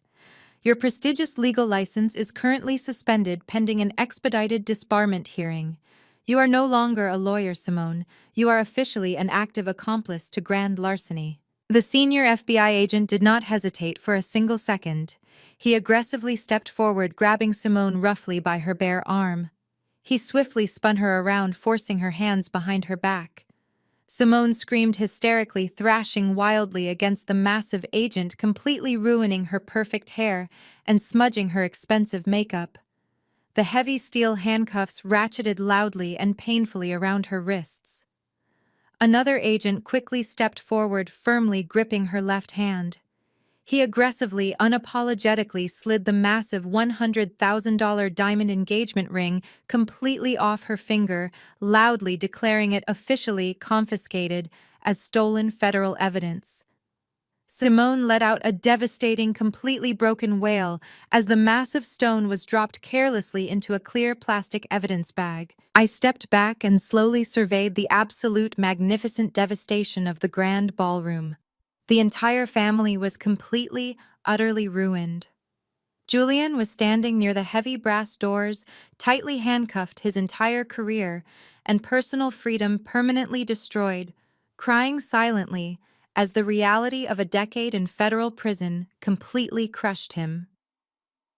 DeAndre was bleeding slightly from his face, aggressively pinned against the shattered remains of the VIP table. Chloe was sitting in the middle of the floor, loudly wailing over her ruined life and her lost designer bags. Simone was being forcefully dragged away in steel bracelets, her prestigious career and her stolen diamonds entirely gone. And Vivian and Richard were collapsed on the floor, weeping bitterly, completely bankrupt, utterly homeless, and publicly humiliated in front of the exact elite society they had spent their entire pathetic lives aggressively trying to impress. They had absolutely nothing left. I had aggressively, systematically taken every single thing they valued. I turned toward the massive crowd of wealthy investors and corporate executives. They were entirely silent, completely awestruck by the sheer, terrifying magnitude of the corporate slaughter they had just witnessed. I walked gracefully over to a nearby untouched catering table. I smoothly picked up a delicate crystal flute filled to the brim with highly expensive chilled vintage champagne. I walked back to the center of the polished floor, standing proudly among the shattered glass and the weeping remnants of my former family. I raised the crystal glass high into the bright ambient light of the ballroom. To the bright, highly profitable future of Apex Tech, I announced, my voice completely steady, echoing with supreme, absolute victory. And to the undeniable reality that true corporate power absolutely never tolerates a thief. I took a slow, highly satisfying sip of the crisp champagne. I lowered the glass, placed it gently onto the edge of the ruined VIP table, right next to Vivian's shaking hand, and turned my back on them completely. I did not look back. I did not need to. I walked smoothly and gracefully toward the massive brass doors of the Grand Hotel. The heavily armed tactical security guards and the federal agents immediately stepped aside, clearing a wide, highly respectful path for me. I walked out of the suffocating, chaotic ballroom and stepped directly out into the cool, refreshing Atlanta night. My armored black Escalade was waiting perfectly at the curb, the heavy door already held open by my private driver. I stepped into the quiet, luxurious interior of the vehicle, the door closing with a heavy, highly satisfying thud. As the SUV pulled smoothly away from the curb, leaving the flashing red and blue lights of the federal raid far behind me, I looked out at the glowing skyline of the city. The massive conflict was finally over. The toxic family was completely destroyed, and my billionaire empire was absolutely permanently secured. The greatest lesson from this story is that true power never needs to be loud. When toxic people mistake your humility for weakness, let them. Their own greed and arrogance will inevitably become the exact trap that destroys them. Never compromise your authentic self to fit into a room where you are not valued. Sometimes walking away in silence is simply the first step before you come back and buy the entire building. Have you ever had to walk away from people who severely underestimated your worth? Share your experiences in the comments below and please hit the subscribe button for more stories of ultimate resilience and justice.